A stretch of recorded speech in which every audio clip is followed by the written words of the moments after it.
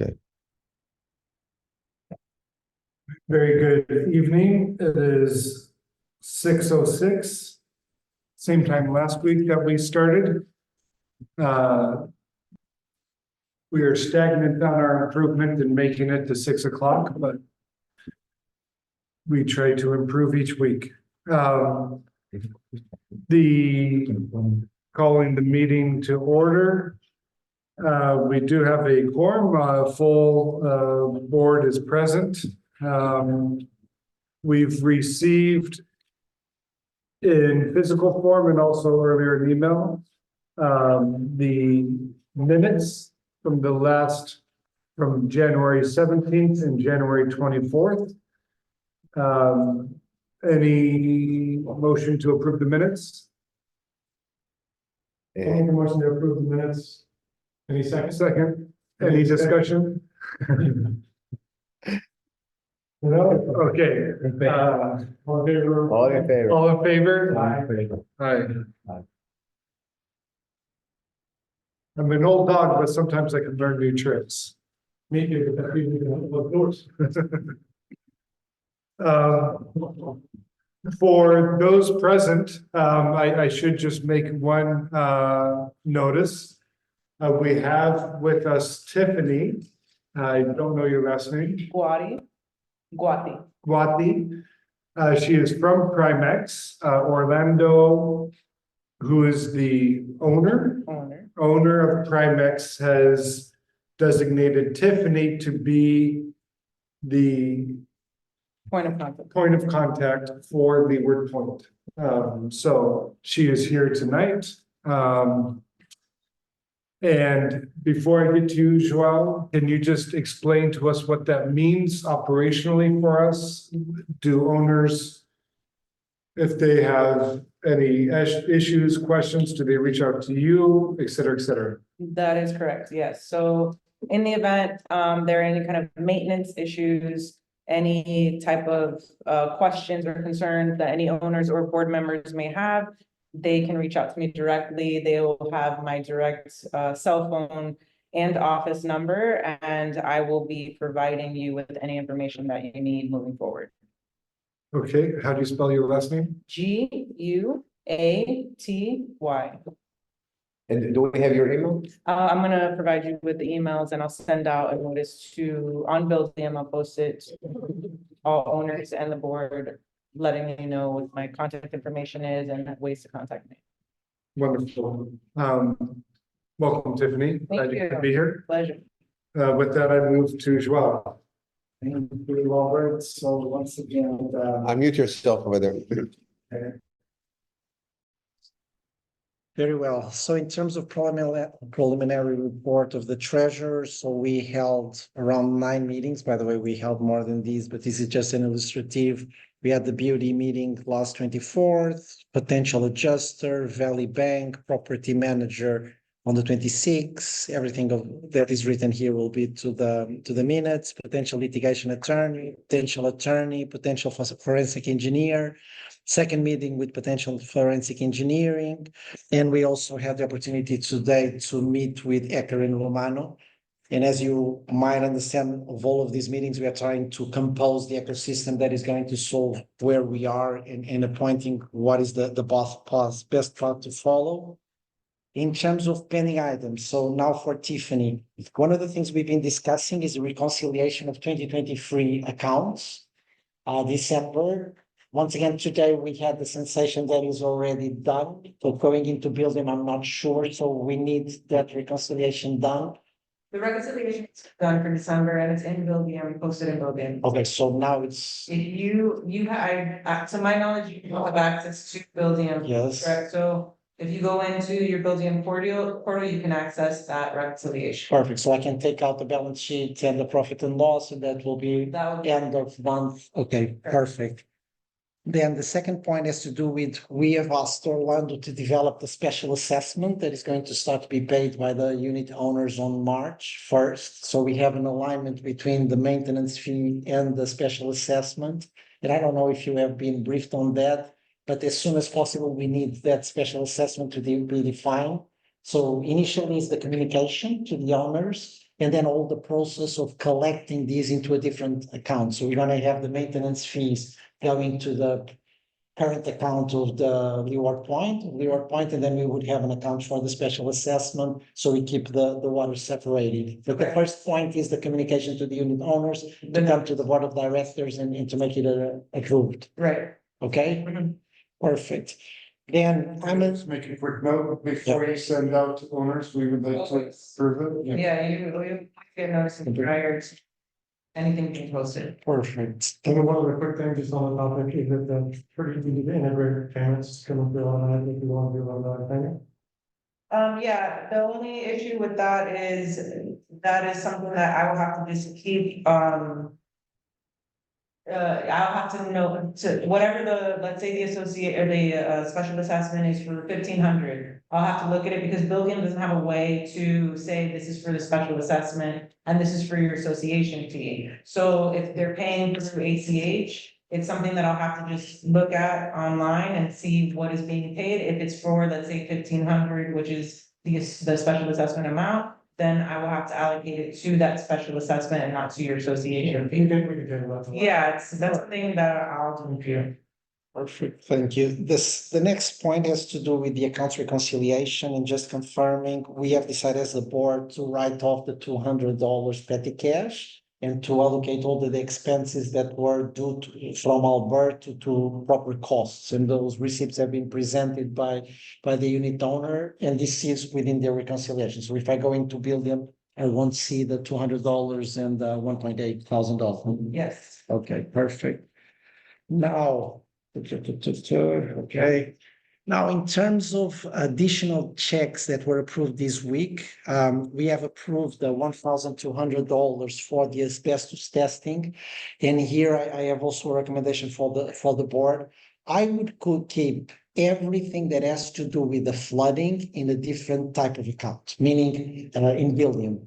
It's not current costs, it's not operating costs, it will be like the flooding costs. And these asbestos tests is the first cost we are incurring, direct costs, and I would not put in our operating costs, I would put it in this account. This would be then the account that we're going to discuss with insurance and etc. about everything we have incurred. We're going to have much more. Right now we have received the almost $40,000 of for 911 restoration, so almost $1,000 per unit. I'm not saying that this will be the final value, but this is the invoice we have just received. But I would make a motion to approve a different type of account where we put all of these expenses, and then we have like an ongoing value of how much money the board has spent on the reparations of the flooding. Do I have? Yes. Track it. General ledger cut, yes. And I would put these 1,200 there and not in operating costs. And then we because it's going to be treated completely different. Do I have a motion? Yeah. Okay, does anybody? Second. Yeah. Okay. So I don't know if you're aware, we had some, water damage, two incidents. Yeah. This is what is. Okay, so how many accounts do you have so far within, how many bank accounts do you have right now? But I'm not talking about banking accounts. Right. So right now, we have 5 banking accounts and credit. So what, like an operating reserve? So we have an operating, we have a reserve for tenants, Mhm. so whenever we have somebody renting, then we have 2 accounts that has like $500 there for typically special assessments, but they have not been used by there. And then we have a money market account Mhm. where we put some money to get us some interest, it's $50,000 there, so we have 5 Okay, right now. And what I would say is that we keep the same operating because we're gonna pay these accounts from the operating. But then when we do the accounting, we will have a ledger that will say all the costs that is associated with the flooding. This was a major event. We're gonna have huge costs associated with this. Mhm. Just by these 2 invoices, we already are surpassing the $50,000. We have the drywalls to repair, and who knows more costs in the future as we've been talking with the attorneys that will fall. That doesn't mean that in the future, we're not gonna get this money out of the insurance, but it needs to be somewhere so we have a transparent account. yeah, that's not a problem, we just have to create a new account and build them, it's not gonna be in a bank account, it's gonna be an account, and so you can see in the general ledger. Completely. The second check, and this is gonna be, obviously, it was controversial, but we took it a decision based on two main rationales. So we paid 2,675 to a subcontracted unit of Absolute Pro. The decision was taken, this has to do with the trusses, that stands on the corner. We took the decision as a board because we didn't want to stop the work. And at the end of the day, we also release ourselves with this subcontracted entity to any type of liability for the future. They were trying in their mind to charge us almost 40 or even more than 40,000 about works on building 1, building 4 and Clubhouse that were never been decided for them. And so by doing this, we are releasing ourselves from that payment. They put a lien on us. Yeah. If we don't pay them by this means, we have a lien on the community. So we decided to pay, obviously, and this is my recommendation also to the board. We should put this 2,675 on the special assessment on the roofing, and this obviously needs to be discussed then with Absolute Pro when we decide about the final payments. That this money needs to be discussed. This is, I would not say more than that. By the way, today I figure out what was the issue with the trusts. I don't know if this is the moment to discuss it or. Just closing, so yes. Yeah, so the corn trusts, the guy said they were too big and they didn't fit, and then he placed another order.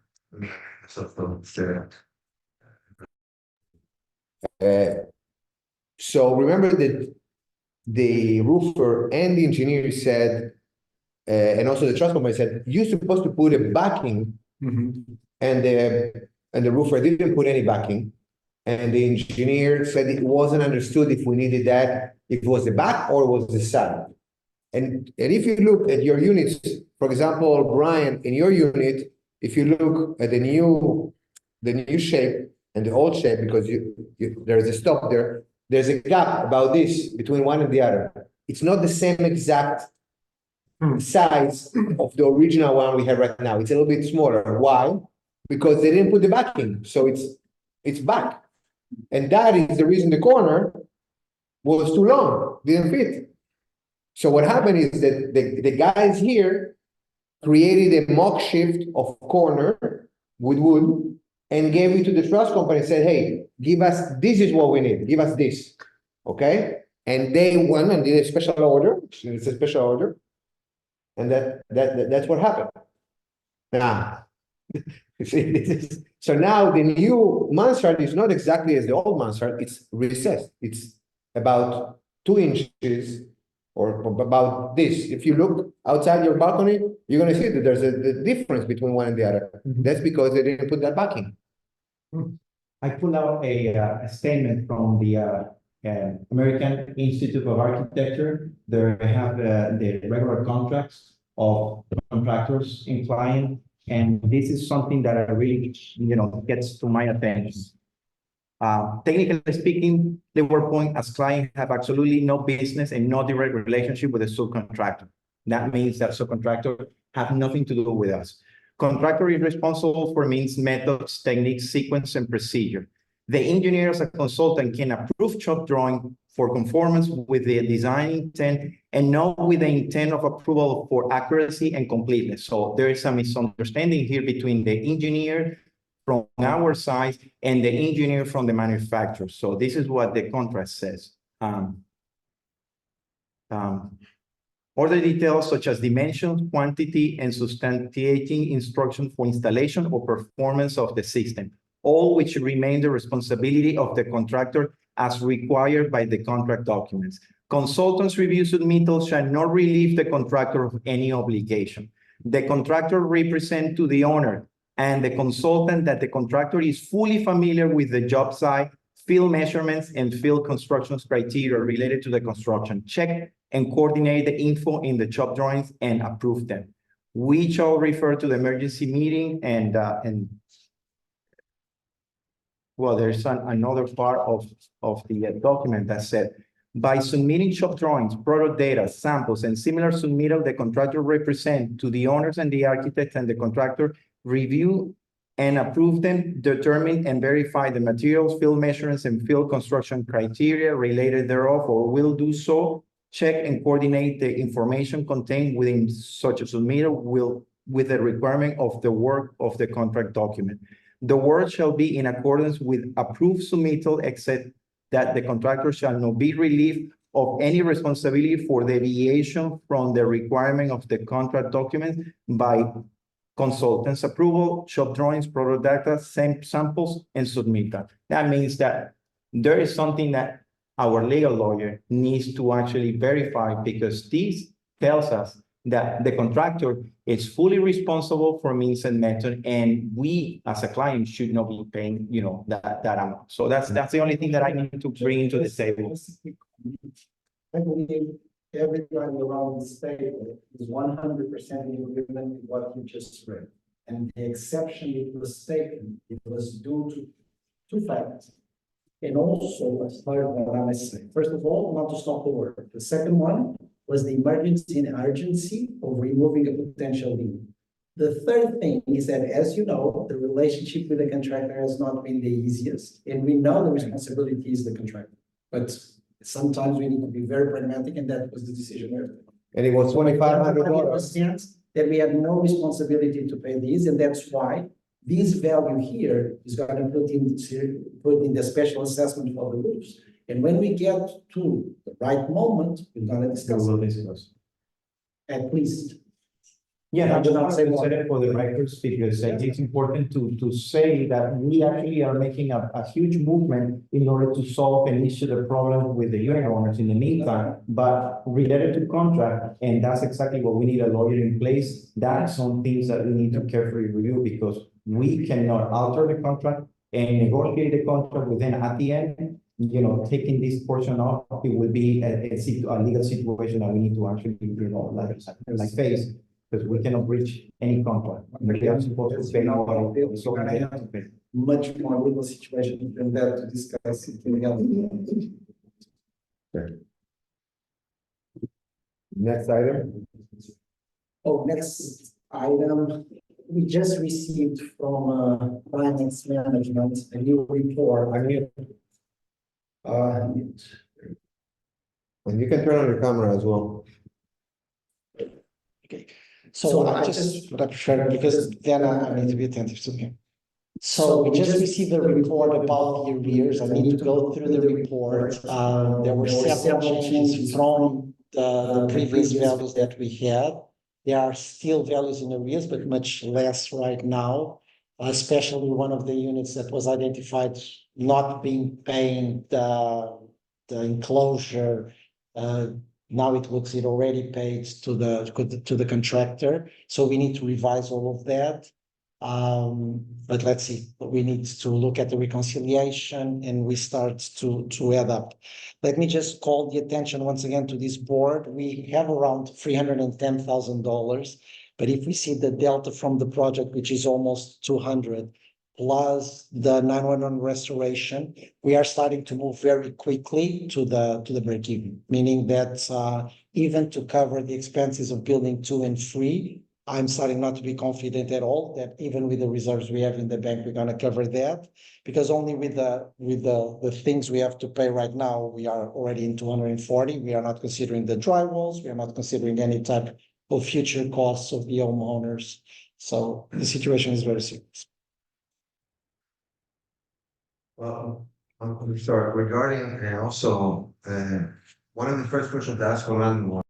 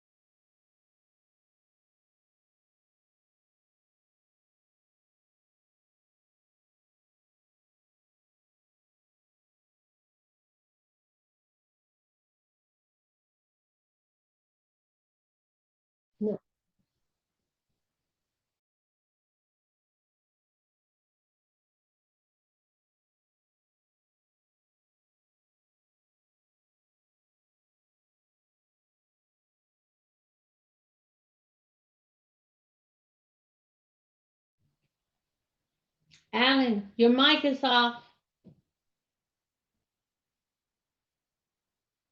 Alan, your mic is off.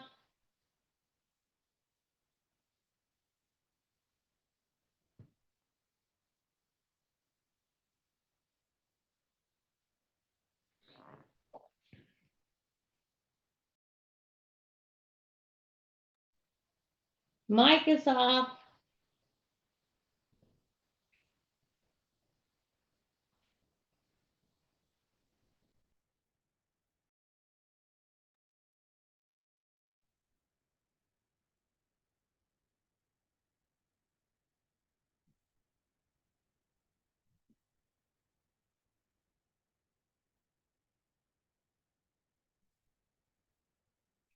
Mic is off.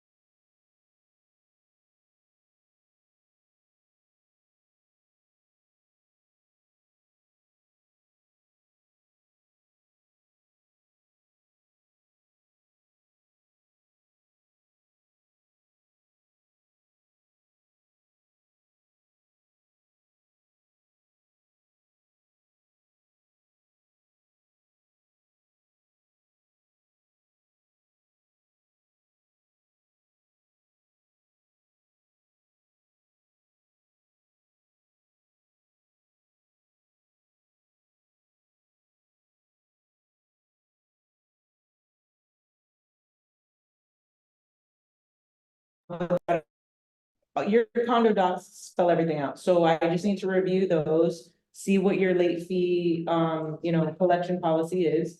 And see if they were ever applied, but specifically for special assessment, that you're only allowed to apply a late fee for a special assessment one time. You can't apply that. For association fee, you can't. Usually associations have like a $25 fee that they apply every month.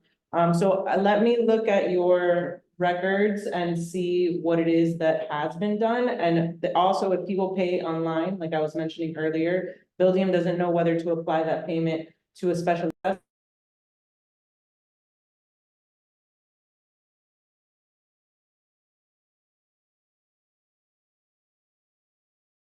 The concern about applying the maintenance fees, the penalties is over the maintenance fees. For the special assessment, it has much more to do with accounting correctly. Yeah. Because if not, if we have to take out those maintenance fees payments for there, we're gonna see again. Right. And then the question comes, some of the arrears that we are noticing, should this money, when they get out of the special assessment and being correctly on the side of the maintenance fees would cover for that? I don't know. So at the end of the day, whenever we get those numbers, we're gonna have much more clarity. Yeah, and basically we need to make sure that really everybody paid for the special assessment for the meters. We'll make sure that, the money is there. So what you're saying, Tiffany, is that it's always going to be a manual effort on the back end.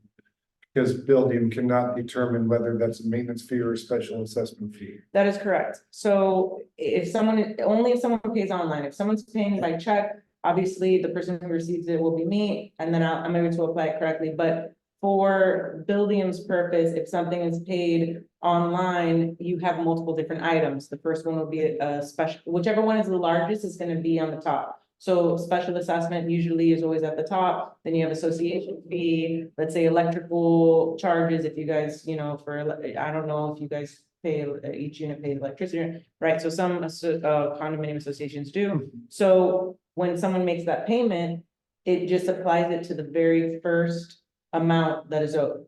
So on a monthly basis, I go through every single unit to see what is being paid and if it was applied correctly. And a lot of times, if you guys have a special assessment, it's going to be applied to that special assessment, even if it's an association fee. So is it fair to say, you said it was fairly easy on your end, that for this past year, when the special assessment was done and it was coded improperly, that whoever was doing that was not doing that properly? That is, I can say that could have been done improperly, yeah. It could have been done improperly only because it maybe was not looked at as much as it should have been. So on a monthly basis, every property manager should be looking at each unit and making sure that payments that are made, are allocated to the proper account. If a month or two goes by where, that doesn't get paid attention to, then payments could be applied incorrectly, and then it's gonna throw off your balance for the special assessment or association fee. And Tiffany, that's why for the future, when we do the special assessment charges for the roofs, we should establish with Valley Banking, by the way, we have 5 accounts, one different account, and then it's very direct from the side of. You have only Valley Bank, correct? Yes, we only have. And then if we have a different account, all the money that goes to this account, special assessment for the roofs, all the other money that goes into the other account, and maintenance fees or penalties, etc., related to the normal operating model. So I think it gets much easier to do it. And by the way, we have 5 accounts, we have 2 inactive ones, and we can use one of them. Okay, I definitely, my goal is to make sure your guys' accounting and everything is correct and up to date. It's gonna take me a little bit, but we're gonna get all of this in order, and I will make sure that everything is allocated where it's supposed to be, so you guys can have accurate numbers to see where you stand in each account that you have validated. Can you give us an estimate of time when that can be done? 1 week. In 1 week? Mm. So if we have this meeting next week, you come here, he's gonna be with a smile on his face? He's gonna be with a huge smile, so he's gonna see. And then finally, we received a letter then from our meeting with Peter Cavallo, which is our insurance agent. I got the impression that the next day in June or July, but it looks like we have a small insurance to pay, it's not the big one, on the 23rd, on the 13th of March. So I'm gonna circulate these. It's personal liability, etc. It's not the big ones, but it's like 2,000. So it's much earlier, yes, much earlier than what we were doing. And Thank you, Joel.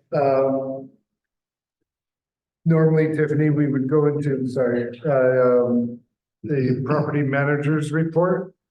There was a list of items from last week that I believe is here. So posting notice entry into unit 22. Do you know anything about that? What I landed, oh my God. Um, Oh, right here, yeah. So all of these items, what I have been told prior to this meeting have been done. The posting into unit 22 was done. The research for $700 payment to the electrician, Orlando had sent that.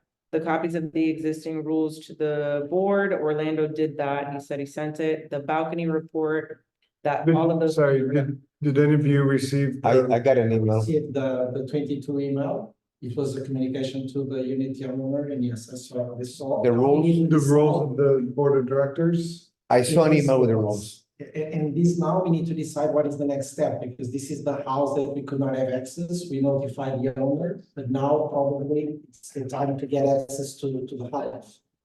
Well, you got, with the existing rules. No, I got an email from these notice for entering to. Oh, the first point. Yeah. Okay. Right. And what I'm saying is that if we want to go point by point, we need now to take a decision what is going to happen afterwards. Because we just notified the owner that we need to get in to understand what is happening inside. So there are certain laws about it, so maybe you can tell us, so from the moment we send the notice and we don't hear anything back from the owner, then what's the next step? Do we call a locksmith and somebody walks in? What's the procedure? Usually it's a 30-day, they have 30 days to respond.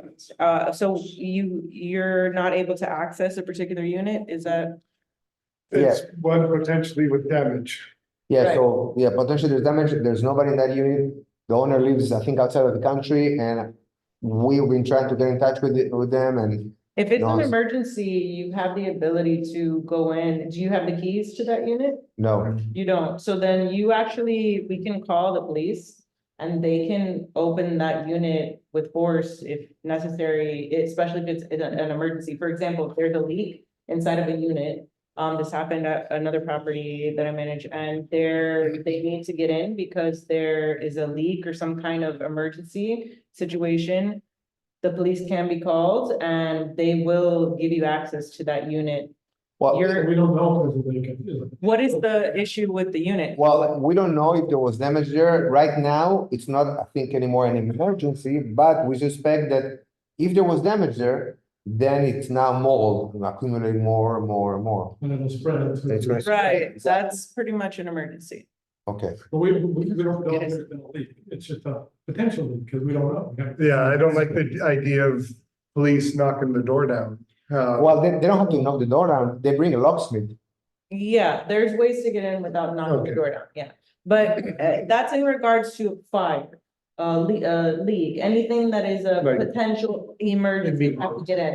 Mold is not considered, where you have to bust the door down to get in, but it is an emergency. Usually notices, you have 30 days for them to comply. If not, then you go in, with police force. So we have to wait 30 days. When did you send the notice?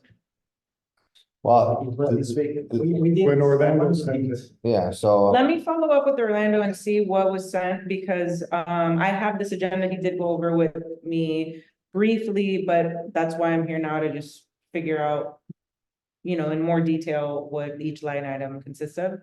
So for this unit entry, it's mold is the issue, and see if there was damage.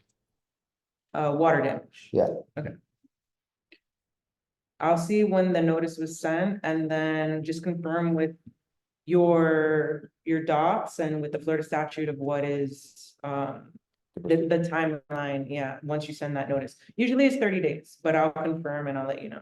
The second point, the research of $700 payment of to electrician is that we did some work on the west part of the dock sliding, and it looks like it was paid a little bit more than 700. So I don't know if we have to hire again or if we can call the same person, because after 1 year, we are having exactly the same problem, which we don't have lights in the docks. Did we call that person? Did anybody call that Are person? we talking on the mains or are we talking on some? We're talking about the lights, the on the dock, I'm just gonna talk this subject through, okay, so yes, I spoke with the person who actually made the previous job, which was Aníbal Romero. I think is very acquainted, to the condominium.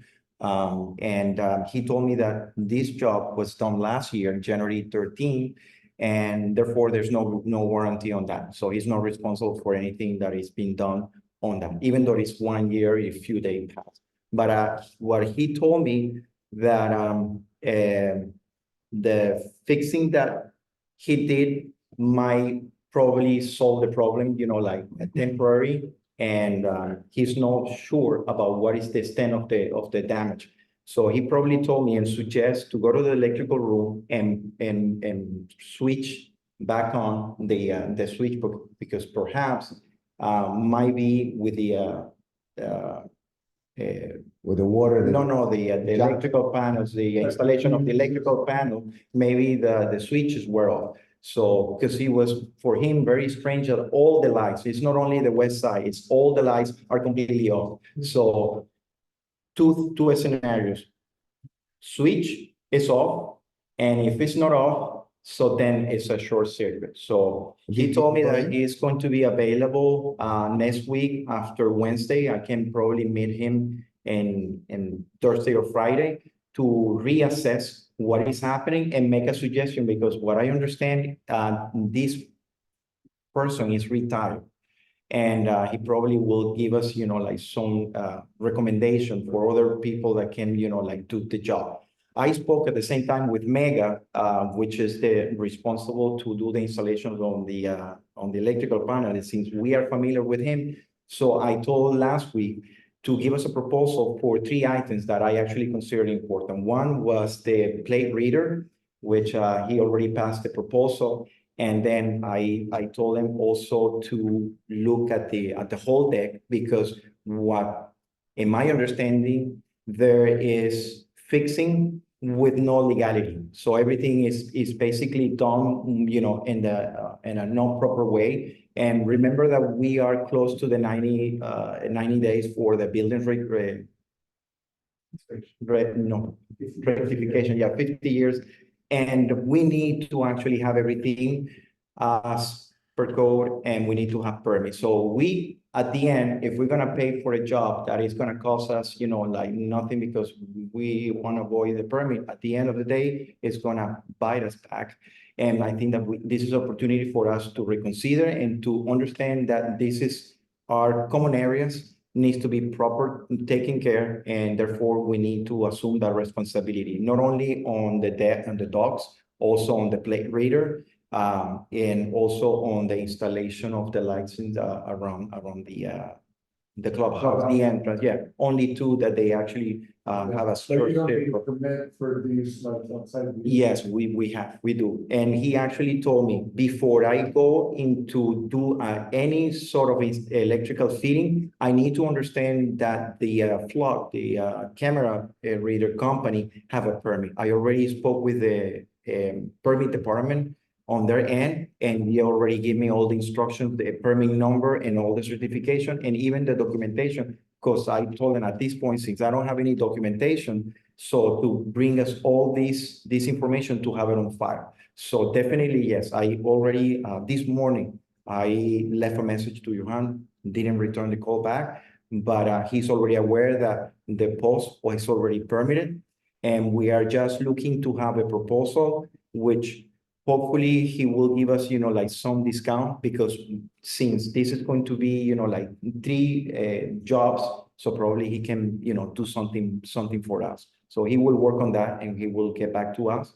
And well, we will make a decision if we're going to do any one shot. We can do it by phases, by priority. So at least we already have the contact.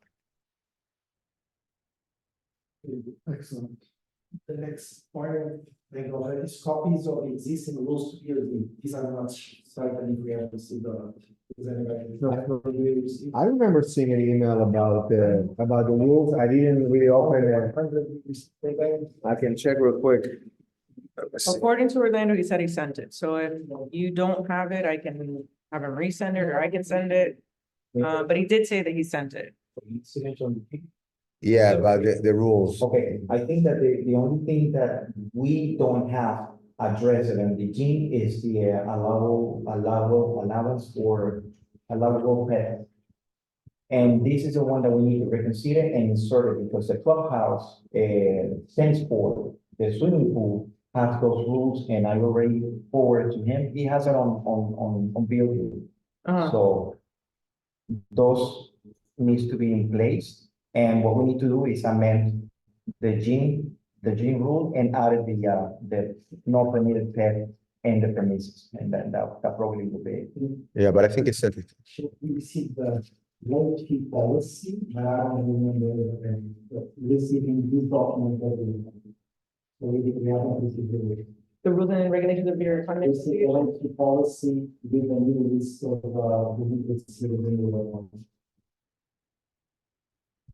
You mean from Orlando? Yeah. Okay, because I have it here. Okay, He was okay. gonna send it to us. Oh, Okay, the next one is the Baltimore Water Union 10. So we received the Baltimore report, now the question needs to be expressed into our attorney. Yeah, I don't think we can, that was the one where there's potential issue about water going under the tiles, right? Yes. Yeah. And these are not most probably the original railings. Yeah, So these are. the railings are original. The railings are The original. tile is not original. The railings? no, the railing is not. It's not original? No, No, there's a. Oh, no? I thought that the railing was original. So if the railing is not original, who changed it? well, they purchased this is the way that it was, but it was in conformance to the building code, because the railing thickness in between, it should be only 4 inches that are above. But who changed it? The association? Well, the person who was previously living there, and she inherited that issue, that the ratings, when I saw the report on the engineer, it shows like a 6 inches in between pickets. So that obviously tells you that it wasn't the original, because I don't know if you have the original, I think that my neighbor has the original, and they actually are compliant with 4 inches in between the pickets, so that it's something that they need to Well, consider. From what I understand, Robert. from what I understand, and also based on, I remember previous conversations the previous boards had regarding any work done on on limited common areas, which are balconies or fences. If it was changed, even if it was the owner previous to you, but it was changed by somebody, then as an association, the association supposedly is no longer responsible for that unless it's the original. So if that was changed by a previous owner and the tile was also changed and the report shows that the humidity as a result of the tile, and on top of it, if we get involved and we ruin the tile and they cannot find the tile, it's going to fall on the association. On top of that, we have now what we bought from the insurance company that says that all the railing needs to be vertical with 4 inches distance, and these are 6. So at the end of the day, I think this can be a question for the attorneys. So look, how do we deal with this situation? Because it will bite us on the insurance, because this doesn't cost insurance. So, yeah, so right now, I think that the best would be asking the lawyer on his opinion on that, because, we cannot take that risk, I think, at this moment. No, She's present.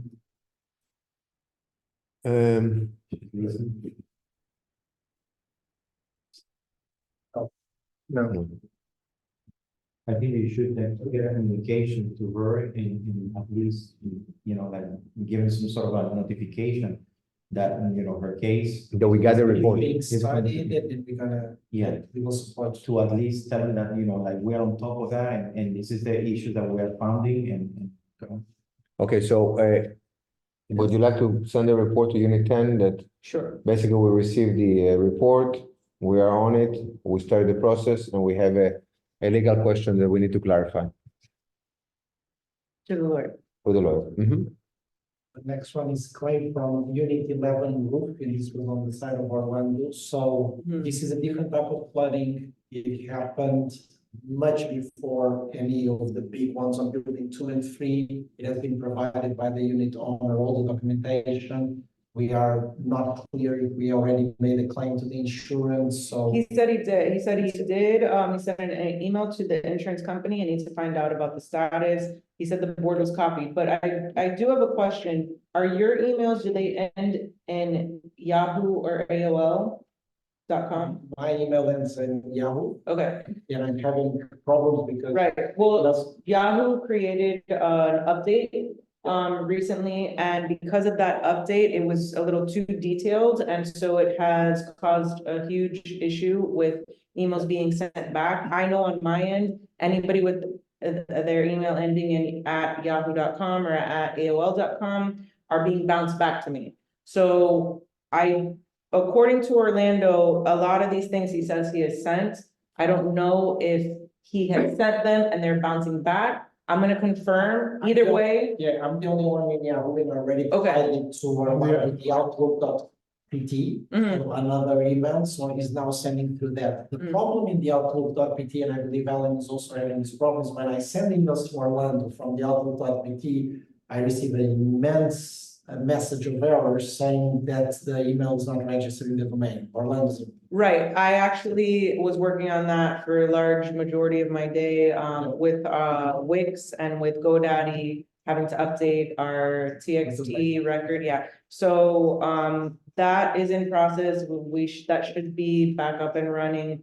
But regardless, I will make sure that all these items are resent to the board through my email. Maybe it'll. Perfect. In my email, outlook.pt, the only problem, I receive everything from Orlando. It looks like when I send Send to him? Orlando, Yeah. it bounces back. Yeah. So, Just a quick note on that, I also have the Yahoo, but I got with Orlando and they gave me my Gmail account to use, but I haven't received an email From the Gmail? Okay, Well, I will that get, day, he sent me, to stop it out without a receiving. okay. I will, make sure. By the new emails, like. So can we start, should we start using Gmail for you?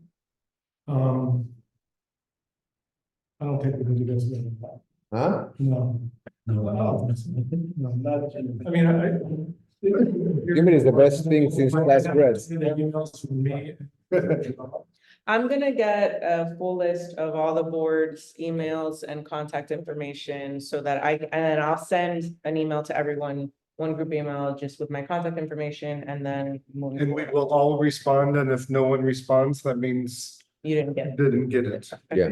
So, but for this claim of Unit 11, you think that it was put in place? I was told, yeah, I was told by Orlando that he sent the email to the insurance company and then he needs to find out the status. And he said the board was copied on the email that was sent to the insurance company. So I'm not sure if no one got it or if only one person got it, then Did that's. anybody get it? Which one was it? I It was- can't say for sure. It was an email that was sent by Orlando to the insurance company in regards to the Unit 11 roof.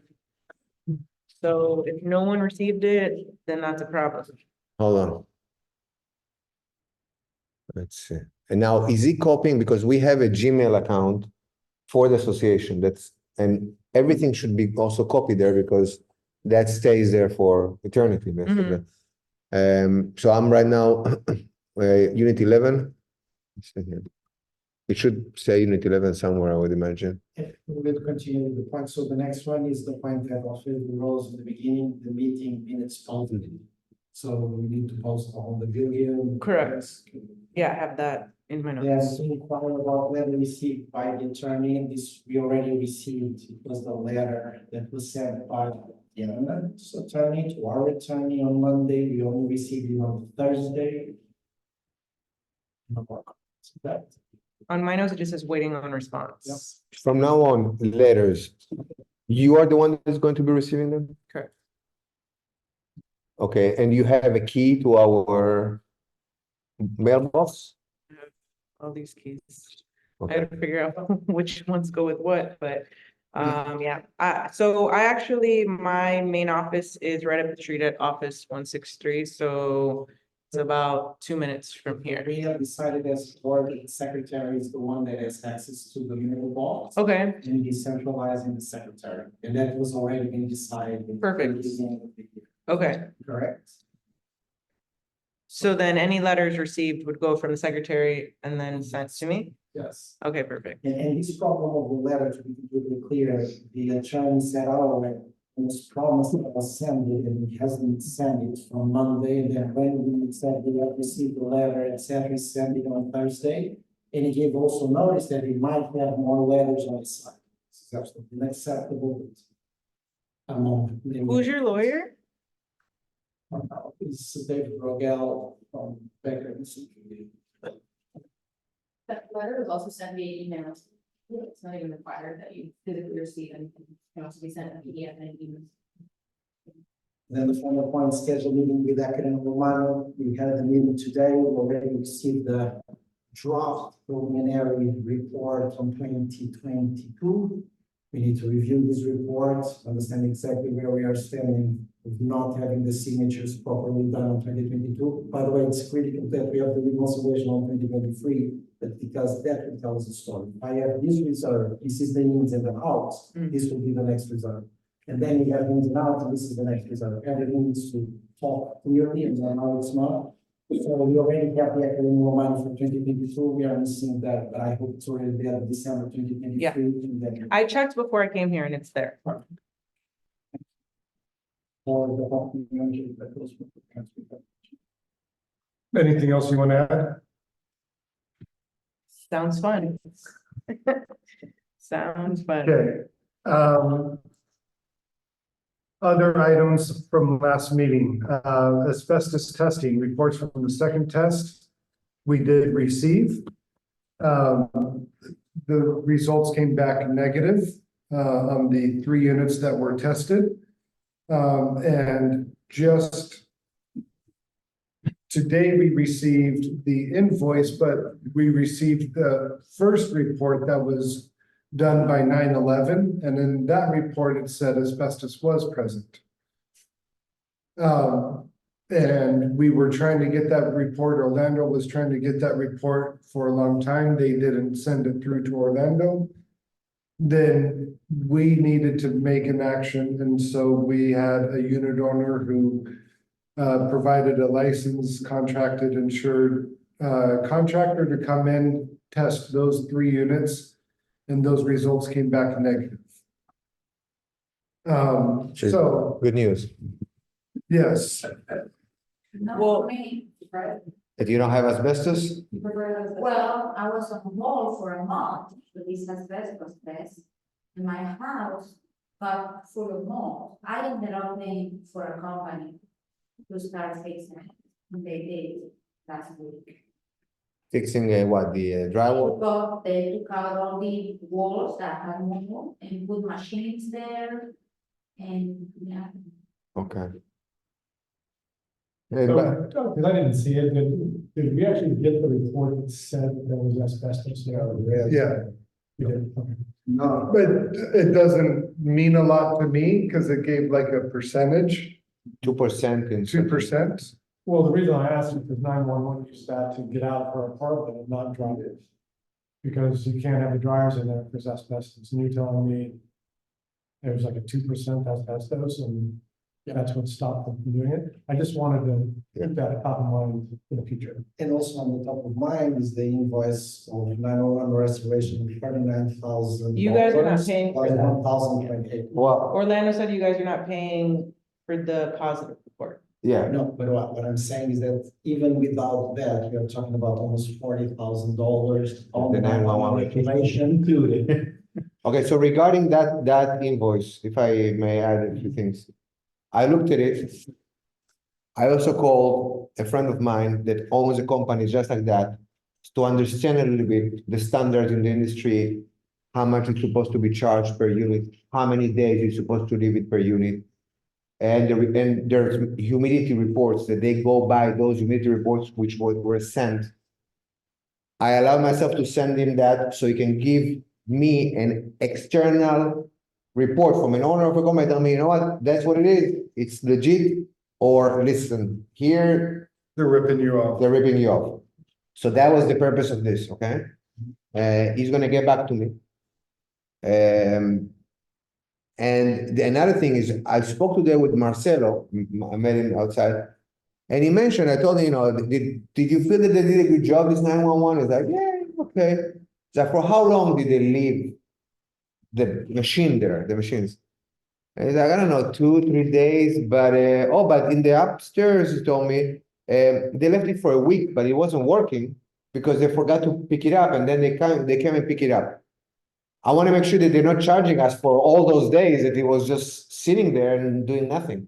So we need to look really and maybe ask the unit owners that use that service. We need to hear from them at least how many days it was there, how many of these machines, how many of those machines, so we can at least have an idea and match it with the invoice. So I would ask the unit owners that got service from 911 restoration, please let us know, send us an email, and we're gonna also probably contact you about this, to have an idea of what was done, you know, really, how many days it was there, and yeah. Go ahead. do we have a certification of the company that found that positive condo?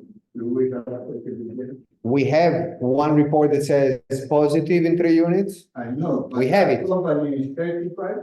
Yeah, It looked like it. I Yeah. think they included the certificate or something underneath the findings. But that was the one that Orlando was very skeptical about. To me, I won't say I studied it like I was about to take an exam. I went through the pages and just looked and saw, I think they called it crystalline or something like that. yeah, 2% crystalline something. Yeah. So whether that certificate is real, authentic, meaningful, I don't know, but there was something attached to it. Just for the record, once again, when we establish any contract in the future, it's absolutely negligence that we just establish a contract with a vendor that comes here, establishes machines, there's no control, there's no proper management, and at the end of the day, we did not know exactly what was the amount that's going to be charged, $40,000. It's immense amount of value. Once again, we are dire straits on the accounts. And I will put it on the records that obviously this should never happen in a condominium, never.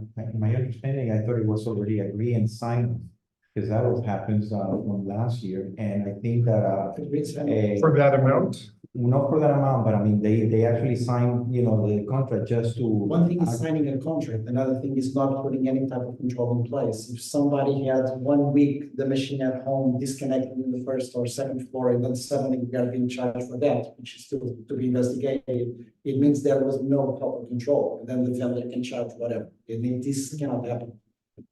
I think it was like a remedy action to, resolve, so then they actually went ahead and signed because the contract was signed. One thing is to sign a contract, and the other thing is not to have any proper control in place. Basically, what he's saying is that, yeah, when there's emergency, you bring the company and they start working immediately, but the next day in the morning, we need to have somebody that, really goes up and looks and writes down and assesses, How many machines or whatever. Yeah. We need to put some, because it could be 40, 20, 60, and this is not a good practice. Really Yeah. quick, if I can say something, I Okay. did, sorry, it's Um, Natalie, really quick, just because I, Insurance issues, including an extension for the, The next step, so what is the step now that these units have no asbestos?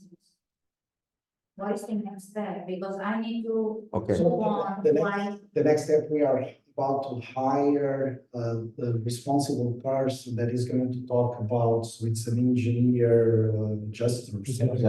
For Yes, instance. he's going to do an assessment on what is the cost associated with the HOA, what is the homeowners, what was the causes, etc. All of this takes time. And that person will give us the report for us to start to rebuild the part of the HOA, which is the drywalls and the other, and then release the homeowners to fix them. and it's HOA's responsibility from the drywall in, and it's the HOA's responsibility to find, hire, and pay the license and insured contractors to take out drywall and replace drywall. And there's still no guarantee that that any leaks won't happen yet. The roof is essentially in the same shape that it was in December when the leaks occurred. And so, so yeah, you wouldn't advise to put walls now? No, Because we have not. I mean, Angela, we understand your situation that you're trying to get a new renter. We all have a lot of expenses and you want to do it as soon as possible. And I feel you, I understand you 100%, and I would want to do exactly the same. Okay? But just so you understand, as an association, and what's happening with the roofs is they're still working and it's still open. It's not sealed. We didn't get any certification from the company saying work is done and it's sealed. Until it's not sealed, this can happen again, and we cannot go and pay every homeowner again for the drywalls. So I think, and I'm talking right now on my behalf, but I think that this is kind of a consensus we can further discuss. If you have that urgency and you want to do the work on yourself, we can definitely try to see how we can accommodate it. But understand that we as an association cannot, if that happens again, it's going to be on you. If it happens again before the roof is sealed and finished, it's going to be on you. So if you incline to start work and you already hired the contractor and you rip drywalls and you're going to do drywalls, then be in communication with us so we can try to find a formula. We can also see and count how many drywalls they put in there, and later on we'll do some kind of a calculation. This is, I think, again, this is my opinion. We'll have to discuss, but we're trying to find a solution that is going to be a patch to help you. This is the best we can do. Okay, but if that happens, you're saying that it's not guaranteed? No. That it can be No. again if it rains? Right now, it's still open. Let me tell, one of the things we decided this week, and we were talking this in the beginning, was to pay the subcontracted entity, something we should never do. And one of the reasons is to move ahead with the project, to get the ceiling as soon as possible secured, so we can advance the fastest possible. We are having the 5th meeting of this board of directors of January. So this meeting should have been occurring in May, and this is how hard we are working to solve all the mess that is coming from 2023. And so what we are asking the homeowners is to say that we are trying to do it as fast as we can, but any step that we give that could at risk any type of money, as you can see, we are already completely over.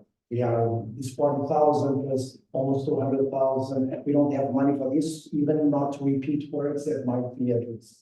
Yeah. So it's a very hard situation. Unfortunately, none of the people that were seated here has proven. We are trying to solve it as soon as possible. Okay, and we don't have from the roof company and then. So what he told us, this is not the news, is that 60 to 90 days to complete, have the work done. But until now, and I think it was also clear by some of our conversations, we are not having proper response many times with the contractor, and we're gonna discuss today about the attorney. We already received an email from his attorney also, and so it's not the nicest commercial relationship. But if we take his word, which is very hard because the word changes for each one meeting we have with this gentleman, it will be 60 to 90 days. That doesn't mean that we are not going to replace the drywalls in between, but we don't have exactly the note where he tells us, okay, the roofs are completely secure, go ahead and do that part.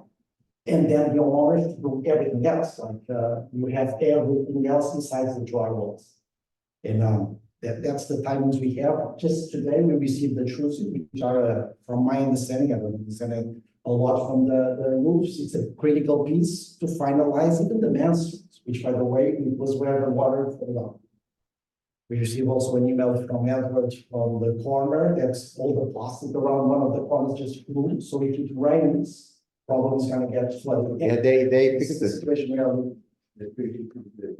So we are running, but it's timings and all of this. Do you have a person that's gonna, company that's gonna put the walls? We don't, we are now about to close with the engineer that will come here to say, look, this is the storyline, picking up the photographs and the videos and the report from all the owners to say, this was the story that happened. These are the responsibilities. This is what we see for damages for the HOA, and these are damages for the homeowners.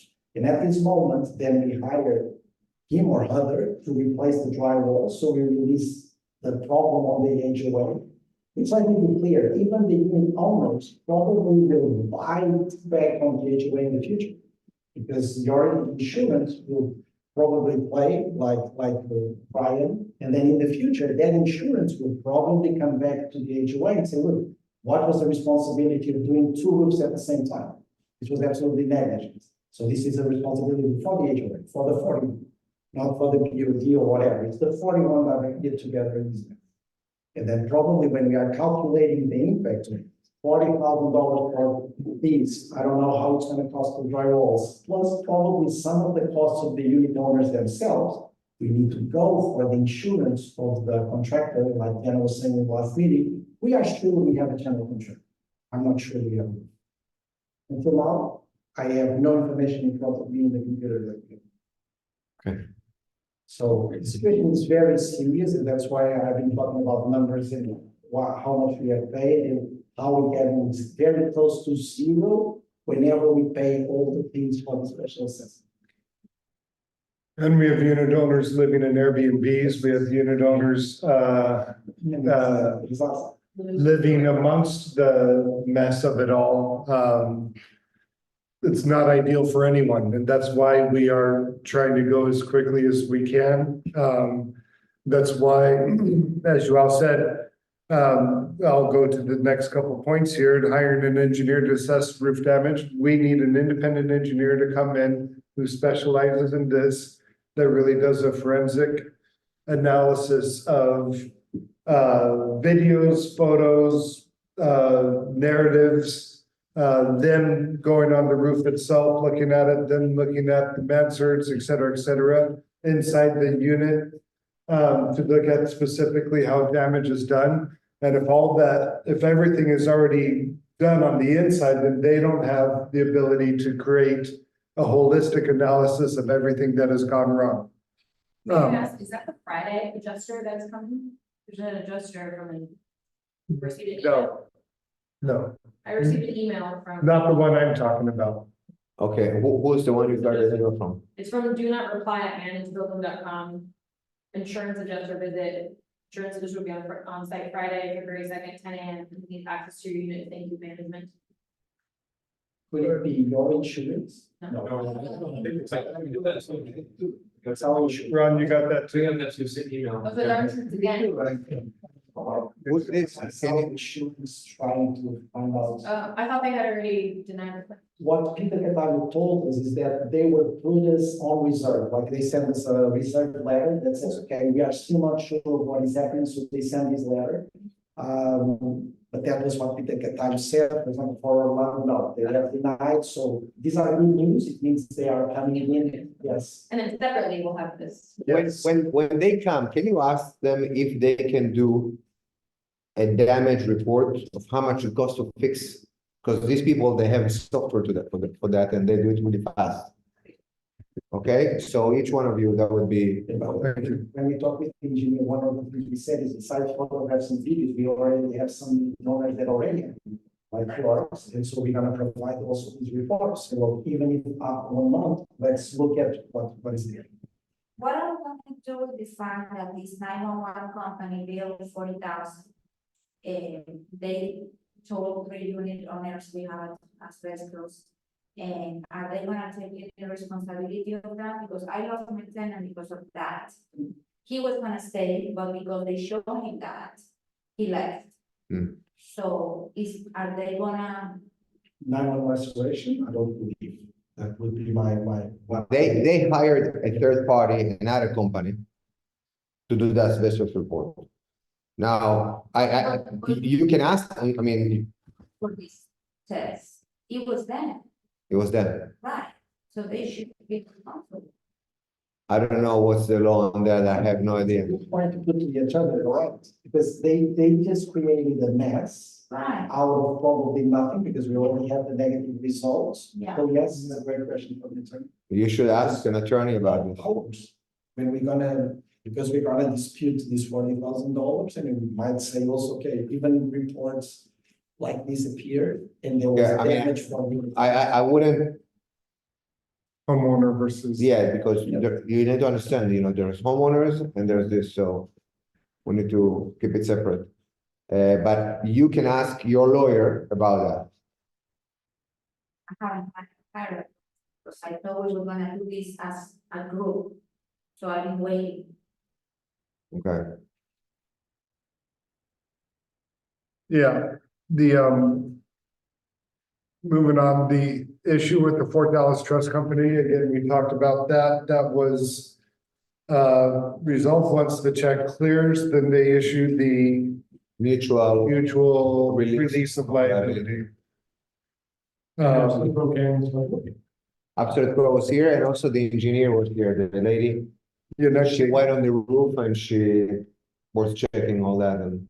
Which way, again, it's. Then- She needs, once again, we put the control, so if any of us tells their nexus that whenever she comes, just sends an email notifying when she. Well, they did, I mean, we did ask them, no.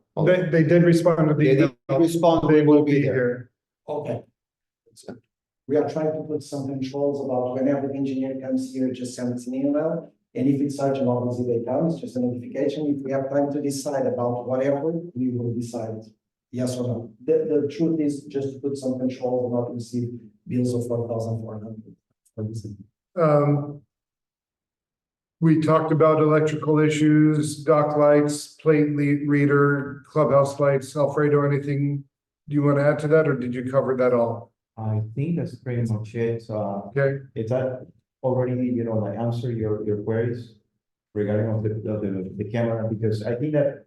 The camera, I knew that because I was in the process with the cameras from day one. Okay. And I knew that they pulled permits and I had no doubt about it. I emailed them about it. They told me, yes, we have the permits.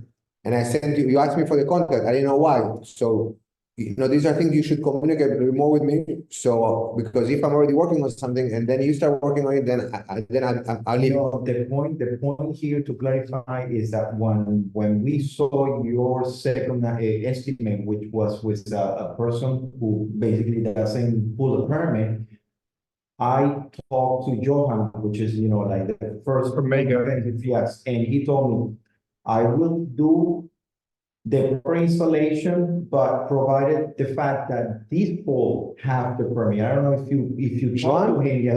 I talked to Johan. Well, Johan wasn't aware of that. In that point, I said, let me just look for that information and I will provide it to you, because since we are close to the recertification of the building, so the post is right at the entrance and. So really the good news is the pole already has the permit. Yes. And then pulling the conduit line. Yeah, but the conduit line also have to be full permits and be all, like in the legal way, because when the city inspectors are coming, they are going to actually ask not only for the permit of the poles, also for the electrical work that is going to be done. And we're trying to minimize the impact, but at the end of the day, what I'm actually analyzing is that doing a job without the permit will basically go back again and beat us on the back, because if the city, God forbid, look at this post that is actually at the front entrance of the condominium and say, where is the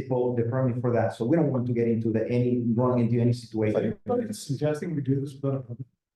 Well, we're trying to minimize the cost, and we actually got Guys, I think we're taking it out of proportion. The pole is there, the pole has permits, everything has permits. The only thing that needs to be done is connected to a 110 electricity, which is the ABC of any electrician. Mega, hold on, let me finish. Mega itself came, he saw the work.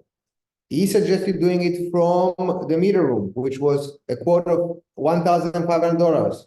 We said, no, it is too much. Then we suggested. It's too much? What? Why you say that? What you say that? We said it was too much.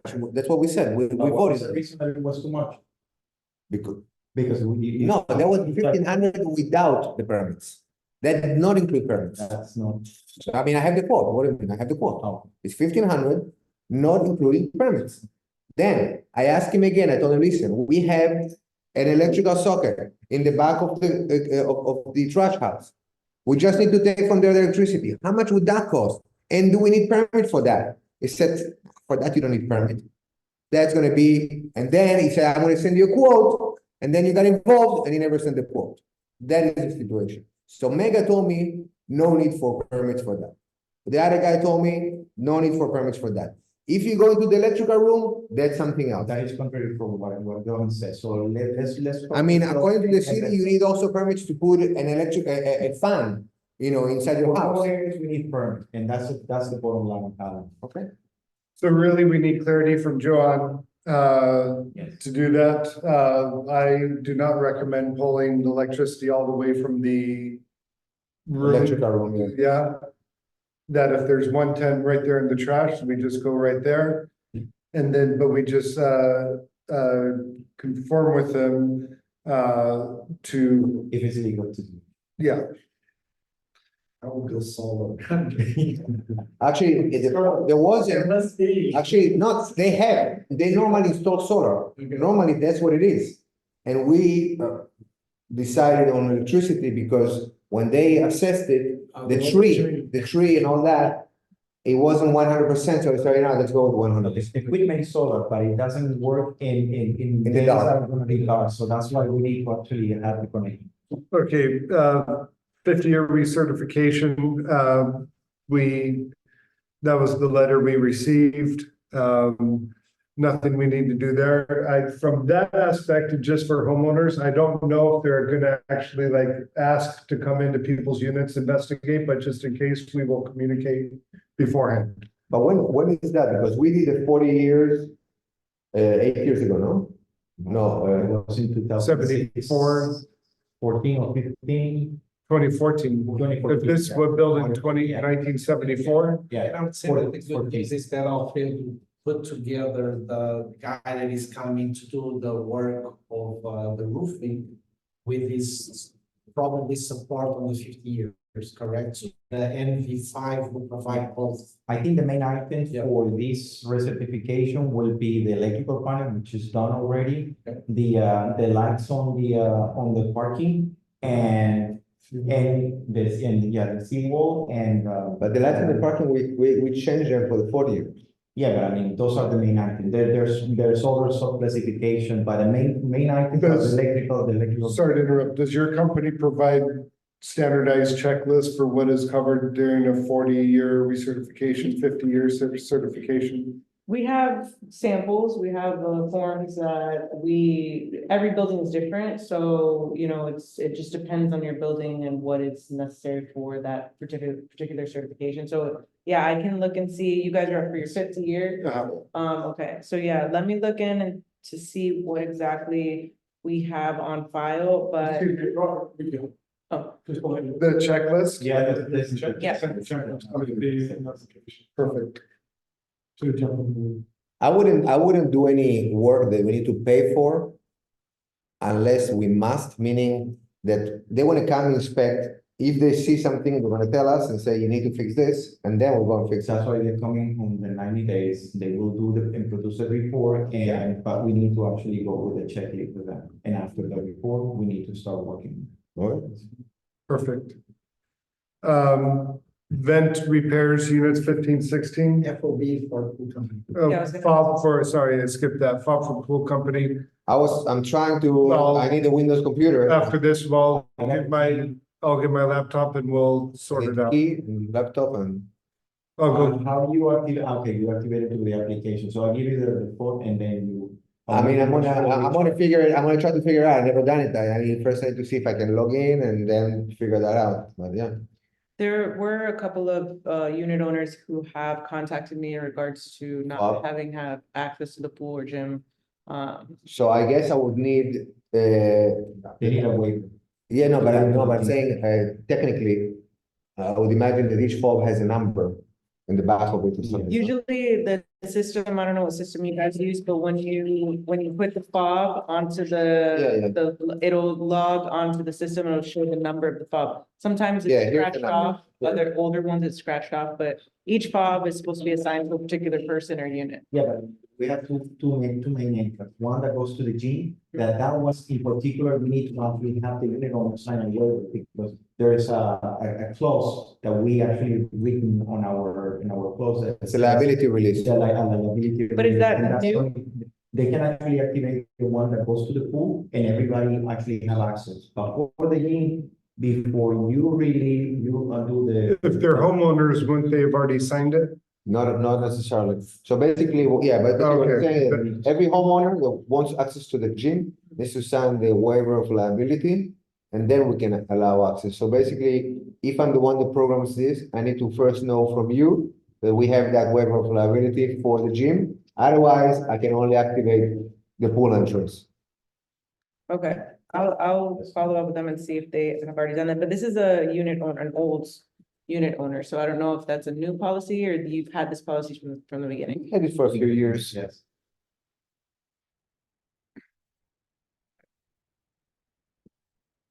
Okay. Ellen, I'll grab my laptop afterwards and we'll go get it. See if we can get it done. 1516 vents. Good. Great. Good. Well, yeah, so he sent us, he was on vacation for a little bit, he sent us the updated contracts today. So I've signed mine and sent it over, and then we'll be ordering the parts beginning tomorrow. So he's given us an estimate of approximately this week. I will summarize this all in an email for the board, just to give you an update on the timing, so you know what to expect. Okay. Okay? Good.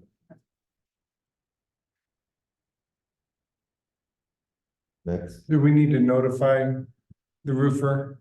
probably. Yeah, we should. He told me it would be about 2 days of work, so I can get him to tell me when he's thinking that would happen.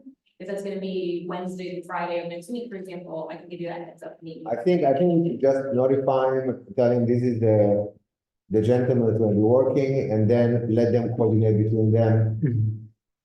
When is coming to work and so on. I'll send an email to you. I think that's better. Right? Yeah. You guys can communicate that. are we going to have an inspector, somebody from our side, like the engineer to supervise? I think it's important not only just to notify the contractor, but also the engineer to be there. In case there's some type of discrepancy, because the contractor is who it is. So we have the engineer to round it up. And then finally, in this section, good point, Alfredo, that will be done. Comcast, I'm calling Comcast, and now in the account, so I can, call them, and talk to them about our services and bundles and do anything with that. So I'll be taking care of that. Talking about that point, Robert, a unit owner ran to me and asked me this question, and I think probably would be an opportunity for us to consider. She is eager to see whether if we can use that Comcast as a main of supply for the whole community, to actually, like be part, like the water, we're sharing the water. Maybe because every unit owner is paying, like lots of money on the service. So perhaps if we explore the possibility to see if we have a special discount, so probably we can add it, Yeah, there are associations that provide like internet. And that probably would be, I know that not everyone is gonna be agreed to it, but at least to see the exploration. I know that AT&T already run the fiber optic around 163, yes. And they actually asking for the communities to request the installation of the tower so you can have the service. In my case, I use AT&T and it's very slow, and I really would like to have something that is no infinity, because I'm not too relating to that company. Is also Comcast. I think that I have T-Mobile wireless. It's what very. Is it really? So probably if we can, raise this subject, so we can, explore more and see whether if it can be an opportunity or an option for the community in terms of saving money, and see if it's good for everyone. Yeah, and there are different providers that do that, and so it's a good thing for us to investigate. Although that would probably have to be 100% adoption, not optional. Yeah. Updates on construction damages, engineer, roofer status, repairs update, next steps planned. Actually, before we do that, let's do maintenance updates. Okay. Because then the topic I just said sort of leads into a broader conversation. Okay, well, so far, last week, what we did is we changed the two lots, the one on the main address for the Leeward Point condominium. Since we have the incident that we have that letter picked up and we didn't know exactly what it was. So we went ahead and changed the lock. And also the locks on the maintenance room, which are two. What we did is reconfigure the key, the combination, but the key is still the same. Carlos finished all the pressure cleaner along the sidewalks and the entrance and all the building sidewalks. So already, like been clean, paint the trash room. Everything is now clean and organized. And we have a couple of sprinkler heads broken. Yesterday, Heather was helping us to clear all the sprinkler heads. This is a routine that we do every so often. And we have like about 4 sprinkler heads broken. So we need to, do those. And I actually had the invoice. What else? Was that the reason for the water? Remember that we had like a water spike? Did anything happen with that? Did we investigate if there was? Carlos gave me meters? all the things, I just haven't put them in the spreadsheet, but didn't you say you went online and it didn't see, or you saw the spike? Like, I got 2 emails of 1 day spike. And then when I go online inside of the reports, wasn't that weird. It was not. Did he already give you like the Yeah, meters? I should have it today or tomorrow. So can we ask him to pass again and to see if suddenly we have one that is like unusual? I don't know, can you ask him to? I mean, the only one that Do I it saw again. that came out that looked weird was, we have one that's 2 and 3. It says it's like 1 meter for 2 units. Does that make sense to you? Because on the line item, it has 2 and 3 together, which is like, Maybe it's Clubhouse, could be, but there was a lot of water in those. or the So- pool, I mean, I don't know. Maybe, I don't know. I thought it was, 1, 2, 3, 4, 5. So can you ask, we need to, can you ask Carlos why? I'll take a quick course in Spanish, but yes, I'll try to. Well, listen, Well, Saturday. you married You asked him. you married a Colombian, so you should find a You way. go down with loud in Spanish, so you can talk to her family about maybe. No, just kidding. She didn't say that. Okay, yeah, so I would say that. For the record. And if you don't see me tomorrow. We know where to find you. Can you ask him? So can we ask him? I will. I'm putting together a project layout to, like upgrade the maintenance room, because the maintenance room is a disaster. So we are planning to do like setting an office for, to work around all the equipment that they are there. I actually voluntarily donate a table for the desk to have, them, sitting, and somebody who wants to go and check some files so they can have the opportunity to see.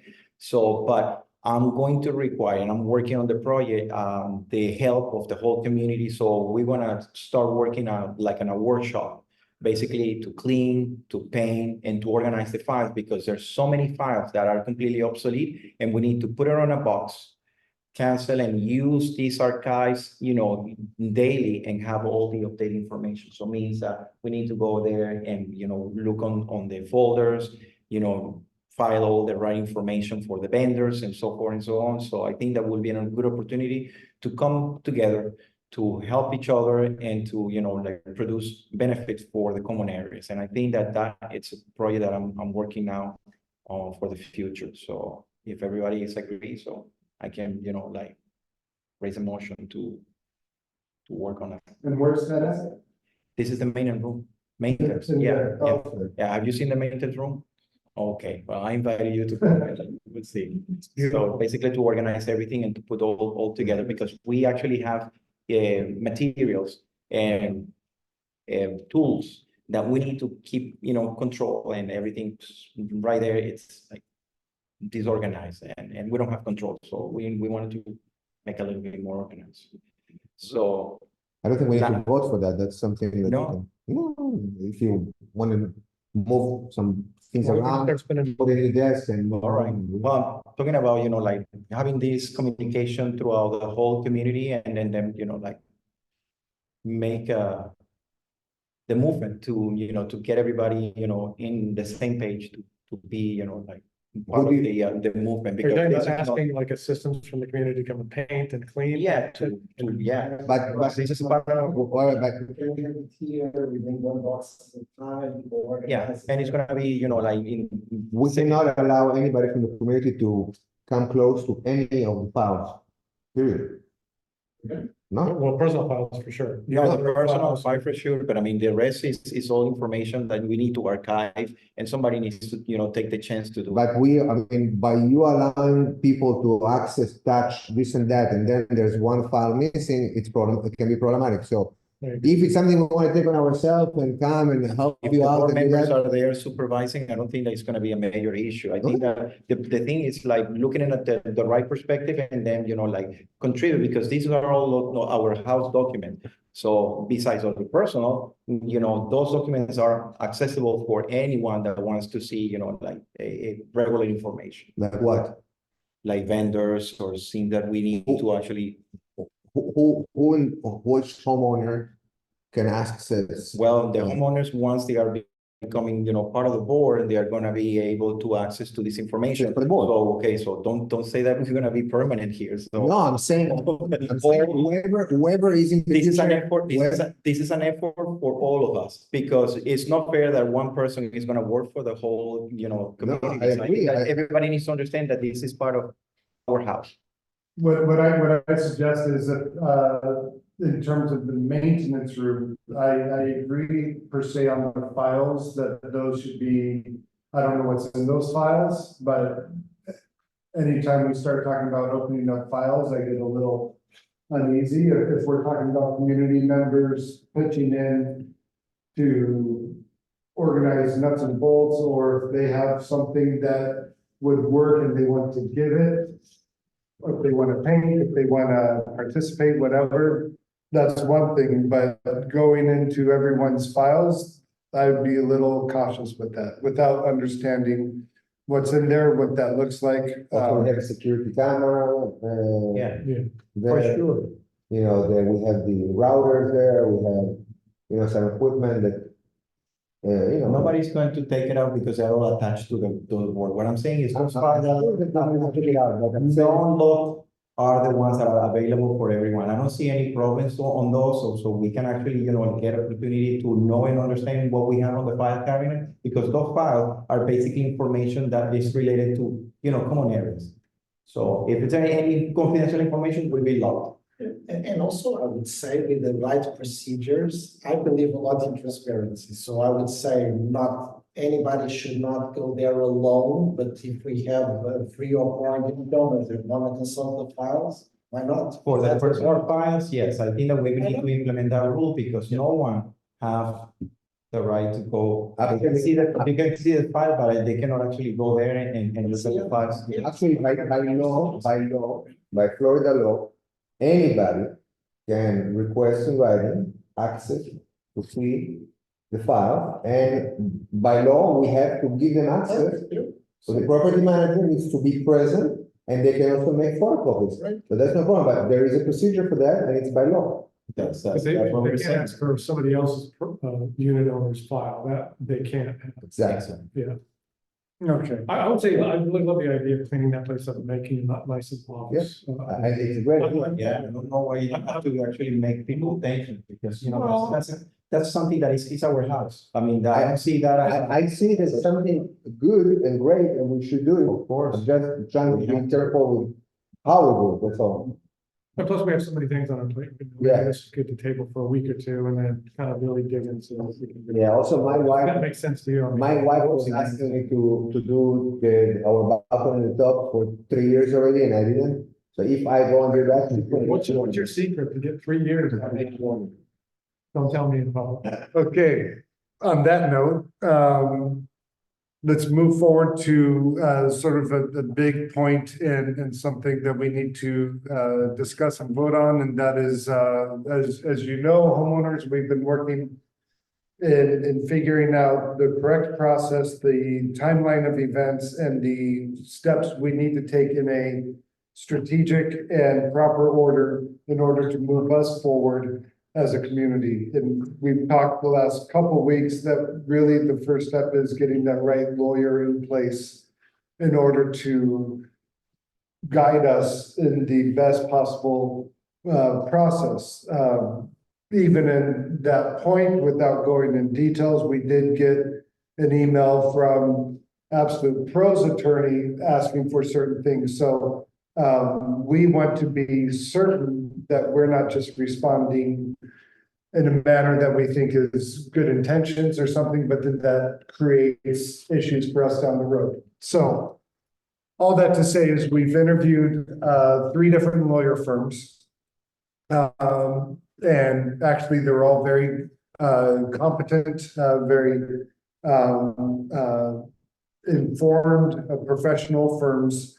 We looked at, we each asked them questions, and then afterwards, we sent them all the same email. Please fill this out with questions and different elements, questions, including but not limited to, you know, sort of what are your hourly rates? Do you increase your rates each year? How many lawsuits or litigation elements have you conducted in the last year? How many have you settled favorably? Do you have both litigation and sort of general practice lawyers in your firm?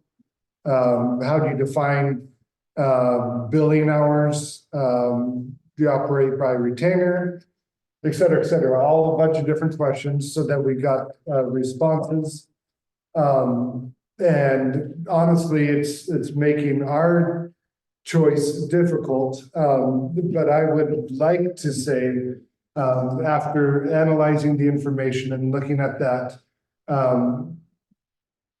and this is where we'll have some discussion, but I believe that the firm that responded quickly, the firm that responded in a way that is professional and that has clear-cut answers was Avi.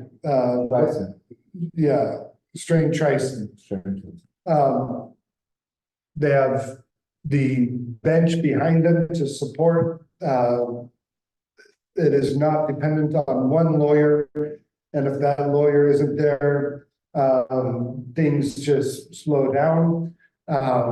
They have litigation attorneys, and they have specialists in different elements of contract law, real estate law, construction, other elements. Construction defects, which is kind of relevant to us. So for me, my motion or my suggestion, my motion is that the board considers approving Strain Trison to be our lawyer moving forward so that we can connect with them tomorrow and really get this ball rolling on a list of issues that really have been percolating, not necessarily that we've been waiting on, but that we need to go into action. And prior to action, and I like the word that Joao says, war room, that we need to meet with the lawyer and sort of say, okay, here's all these issues.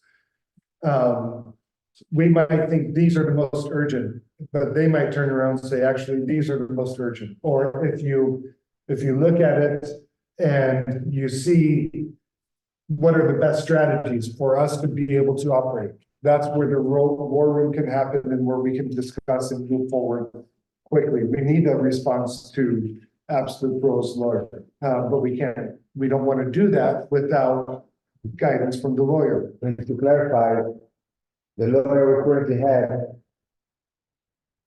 this board doesn't trust the lawyer. And we are looking for a new one, basically. Stopping working with the one we had, having a new one. And this new lawyer, although that's not, well, all of the lawyers, actually, all three of the lawyers had lower hourly rates than our current lawyer. Yeah. No, not that we're not basing the decision purely on the financial, we're not going 1-800 lawyer and finding a $59 value deal. So in that, I would like to make a motion that we approve Strain Trison as the lawyer. And that. I second. You second? Any discussion? Any discussion? I would say yes. I would say yes to that law from ASAP. We comfortable with that? I'm comfortable with any of the three. It needs to be fast, and I think we take a decision, so we need to take it as soon as possible to the war room and define next steps. Okay, so that's agreed. All right, so you're going to contact him? I'll contact him, I'll contact all three, actually. Okay.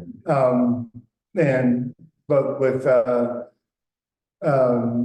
Avi, I can communicate that tonight. The other two, I'll probably do tomorrow. And I would like to set up a meeting with him.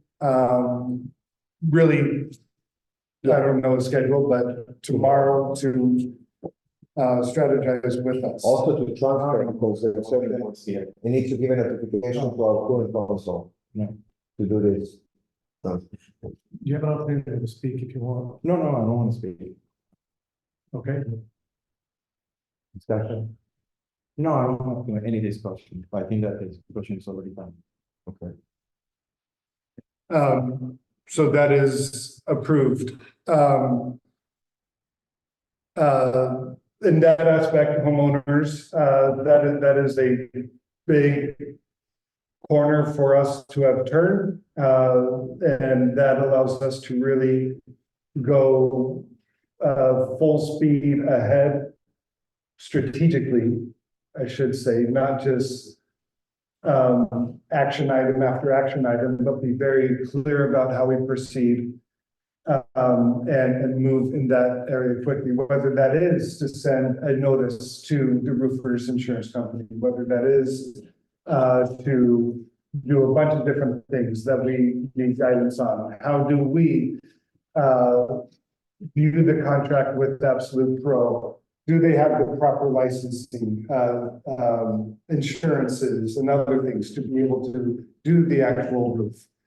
And that is the important aspect for us to move forward right here, right now on that. And plus serve as general counsel to the association. Yes.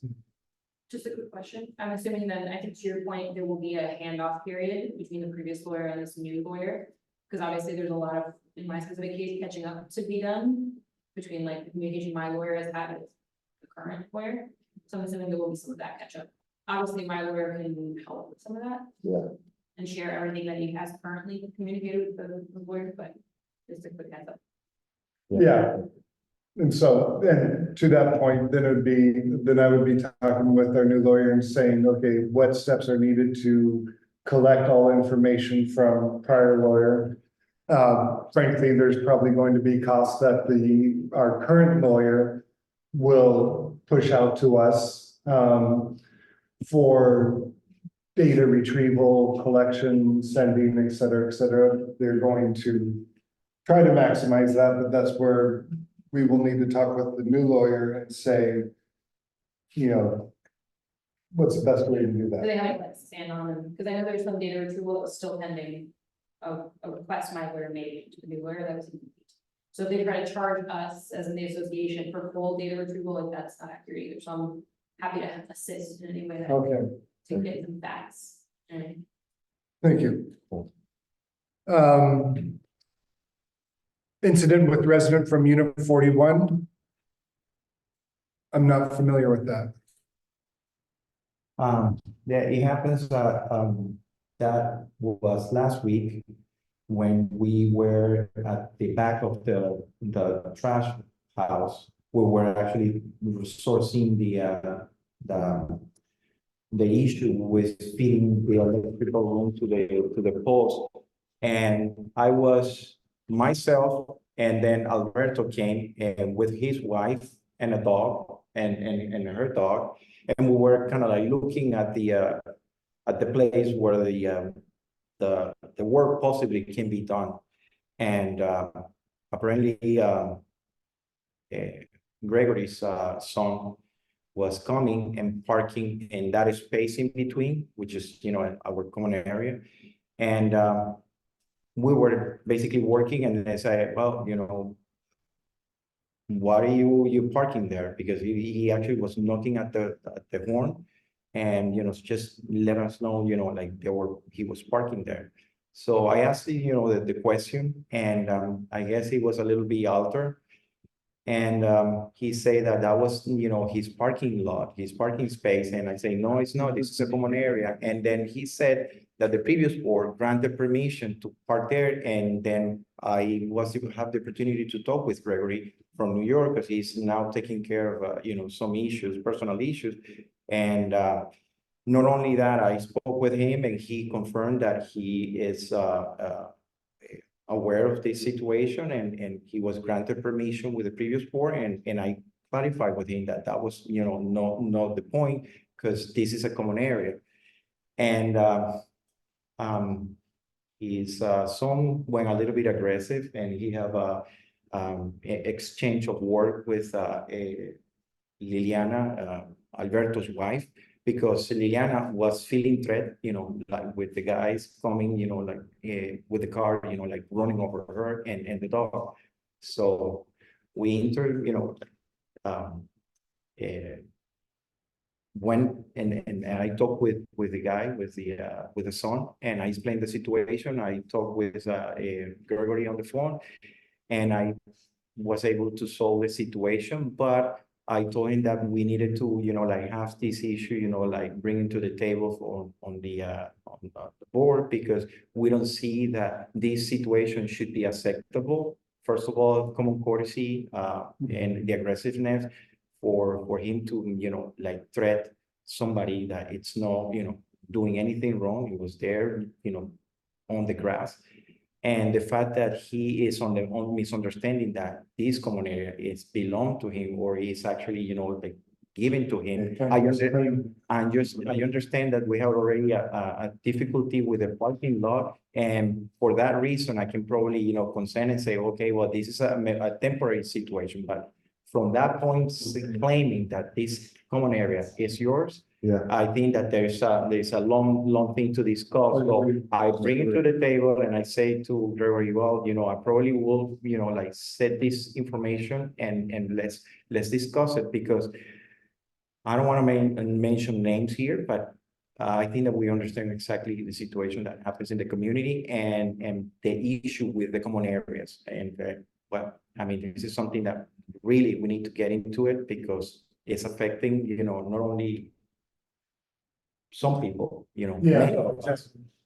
Tiffany, you might be able to help me. So, the way that I understand condo law, which is not great, my understanding of it is that the board of directors couldn't actually tell somebody they can have a piece of common area to camp at. It's not even a possibility to do that. You can't say, oh yeah, if you want to start your garden over here in the common area, you can do that, or up tent or whatever. They don't have the authority to give common area to an individual. But can you speak to that at all? Because that might clear things up for this situation. That is, to my knowledge, correct. The board can't just give a piece of common area to someone. That's something that has to be voted on by the entire association, because it belongs to the association, not just the board. It also depends on your condo docs. There could be something in your condo docs that does give the board authority to do that. So, as I mentioned before, I have to go through your condo docs and look and see what exactly it says. Do you know if there's any amendments or anything in your condo docs that gives the board authority to No. offer common areas? I would let you read it, but I would say I've read a few I will times. look over, and also look at the blurred statute, because to my knowledge, the board, regardless, they can't just give away common areas. That common areas belong to the association, so. And even the parking is limited common area. Exactly. There's a limited Yeah. coverage, Yeah. like a balcony. Yeah.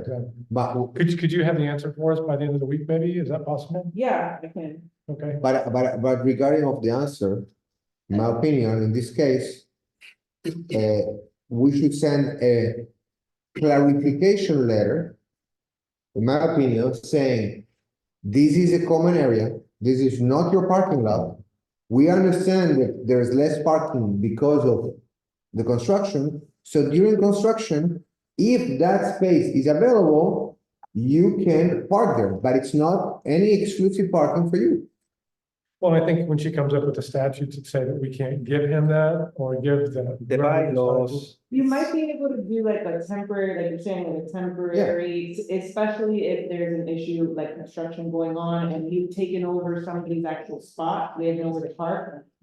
In this case, we didn't even take this spot, Yeah. but maybe if he has 3 cars, he cannot easily find a guest spot, and that's understandable. That's too bad.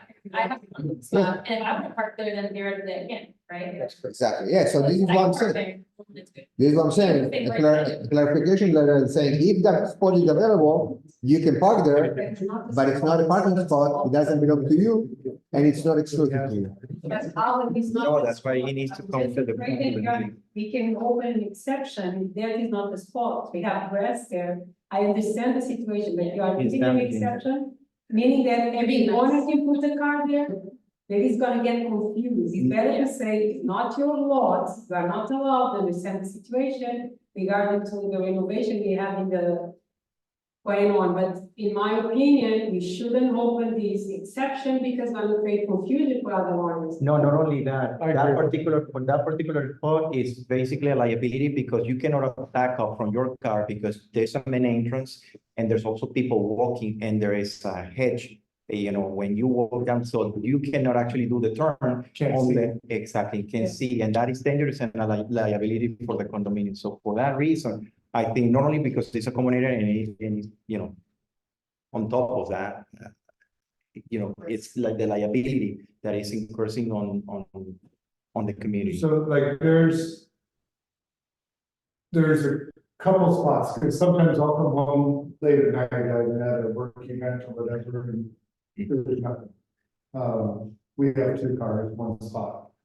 And sometimes, you know, a pull over here, and there's nothing, and where the sidewalk ends, you know, sometimes where literally I need to park, I keep the walkway open. But there's no other place to park, and if I park in the parking lot, the next association over, they can tell me. Yeah. So my point in saying all that is not necessarily granting permission. I agree, like, we need to be able to. I don't like the idea of saying for him, standard while there's construction, you can park there. Yeah, good idea. Maybe. We could just make it a guest spot for a specific amount of 2 months. It's a guest spot, whoever gets it wants to take it. If we want to even allow it in the first place, it's just a guest spot. It's not yours, it's not theirs. That's the money. It's here. I realize that, but we also have Yeah, we have construction. we have, I mean, just to give a little bit of empathy to, like your situation, not having a place to park, they have probably the same situation. Just an idea, I'm not even making a motion. I'm just saying that maybe we could make that. And are you talking about right in front of the trash or the grass behind? The grass. The grass. Maybe we could make one, we could make the one in front of the trash. Yeah, but in the back, maybe, for a short period of time. We just can't give it to one individual. That would make it fair to the entire community. The previous system. What is the period effect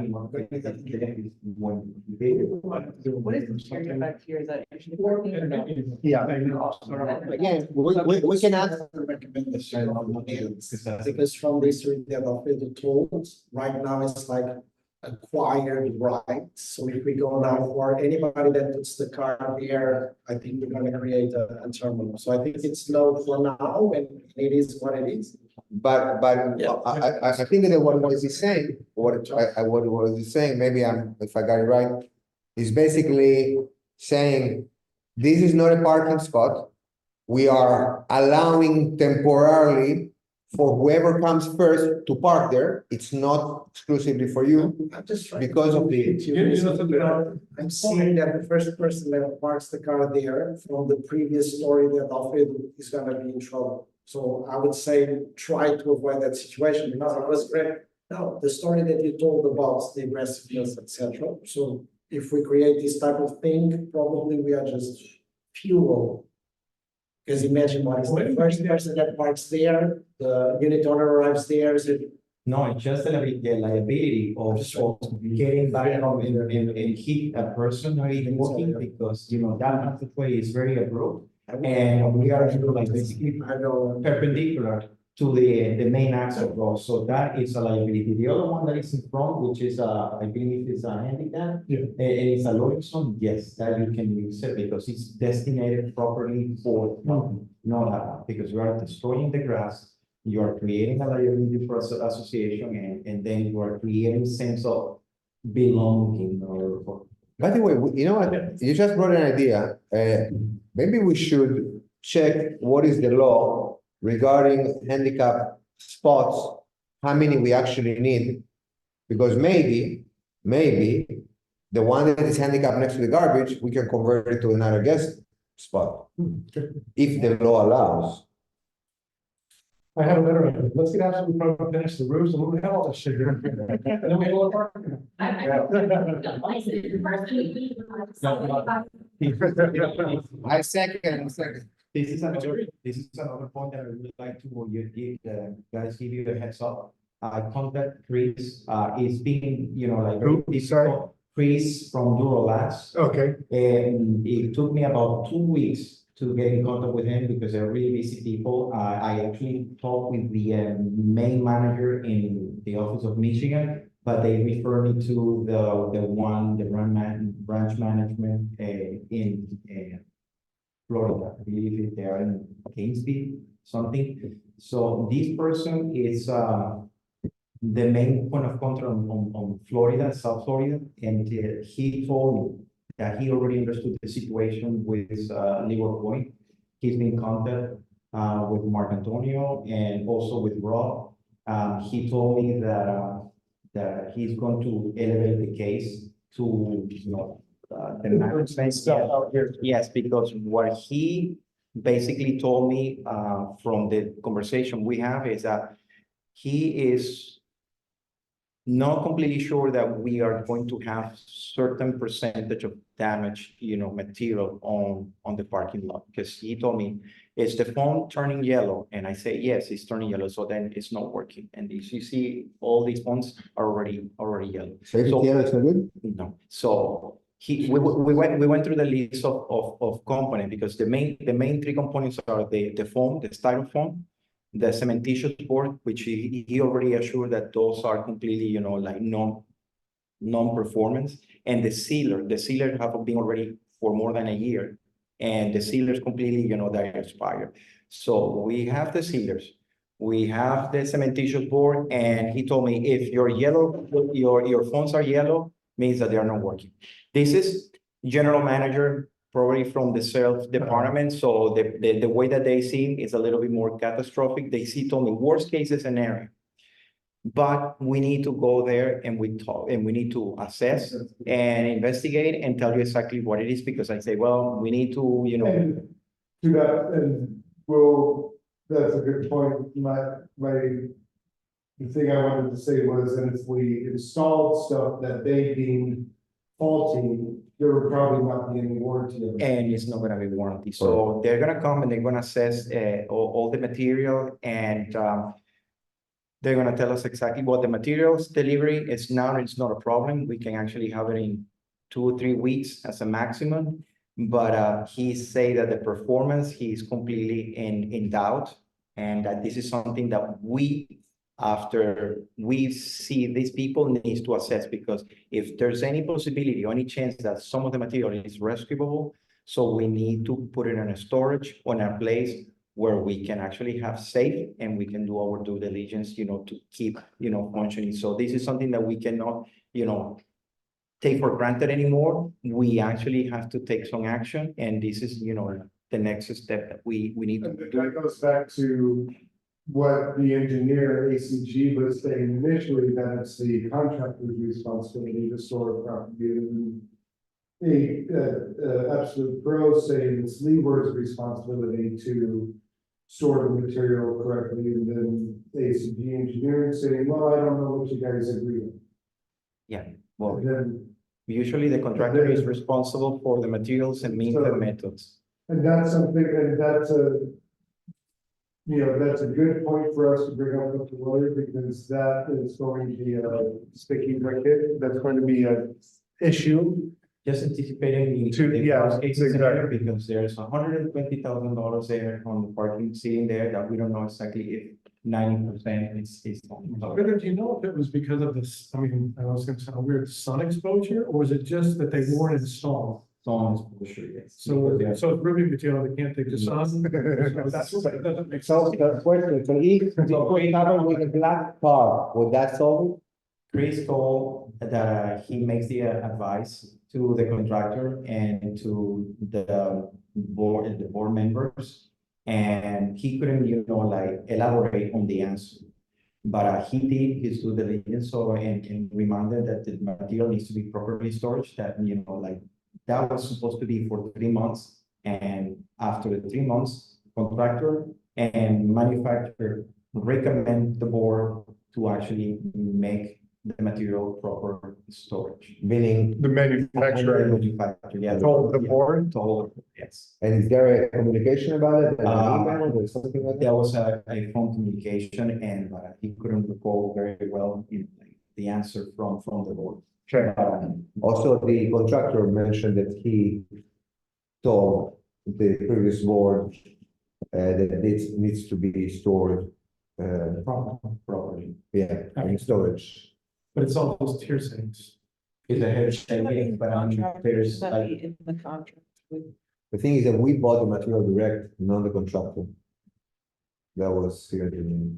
but even though that we bought the material because of the circumstance that what happens at that moment, the contractor was responsible for transport and also buy the materials from, because we as individuals, we couldn't purchase ourselves. We have to depend on the contractor to get the materials to purchase, and then he delivered, because I was with him the moment that he was counting, like the merchandise when he arrived. So we negotiated the price, he just bought. Yeah, they basically bought it. Interesting. But they try to, like, I can't wait to get our change change on whatever that is.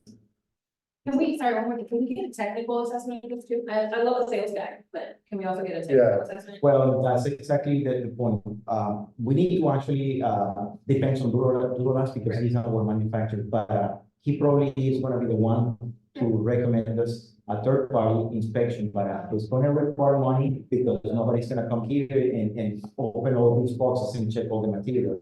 So what I can tell you, from their experience, when they see the material, they're probably gonna be installed. The gentleman that came, the roofer that came to assess our roofs, immediately asked me, what is that? Why would you do that?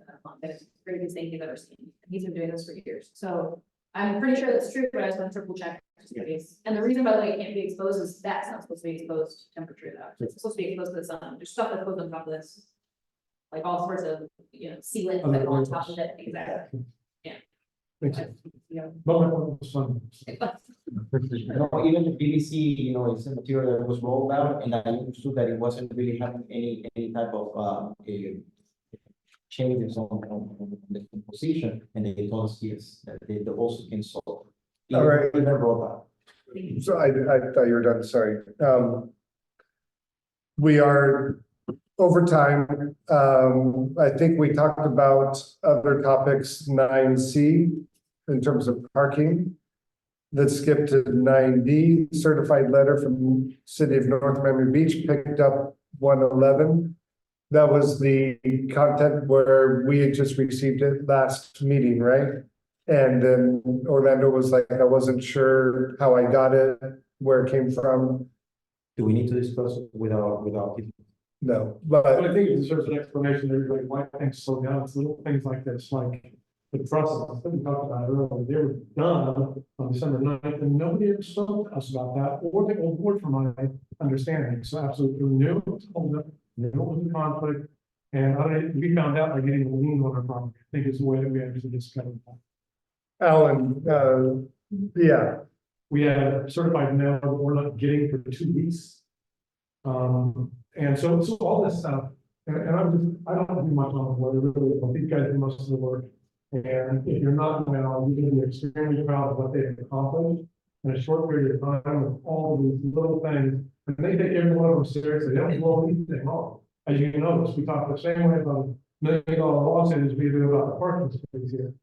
I don't know why I'm going off on a tangent, but I really appreciate what you guys are doing and how well you're doing. So, By the way, the lien, just so you know, for that small order was for Natalie's unit. That was the address. That was where they sent the notification. okay, we can let that go. sounds like a her problem.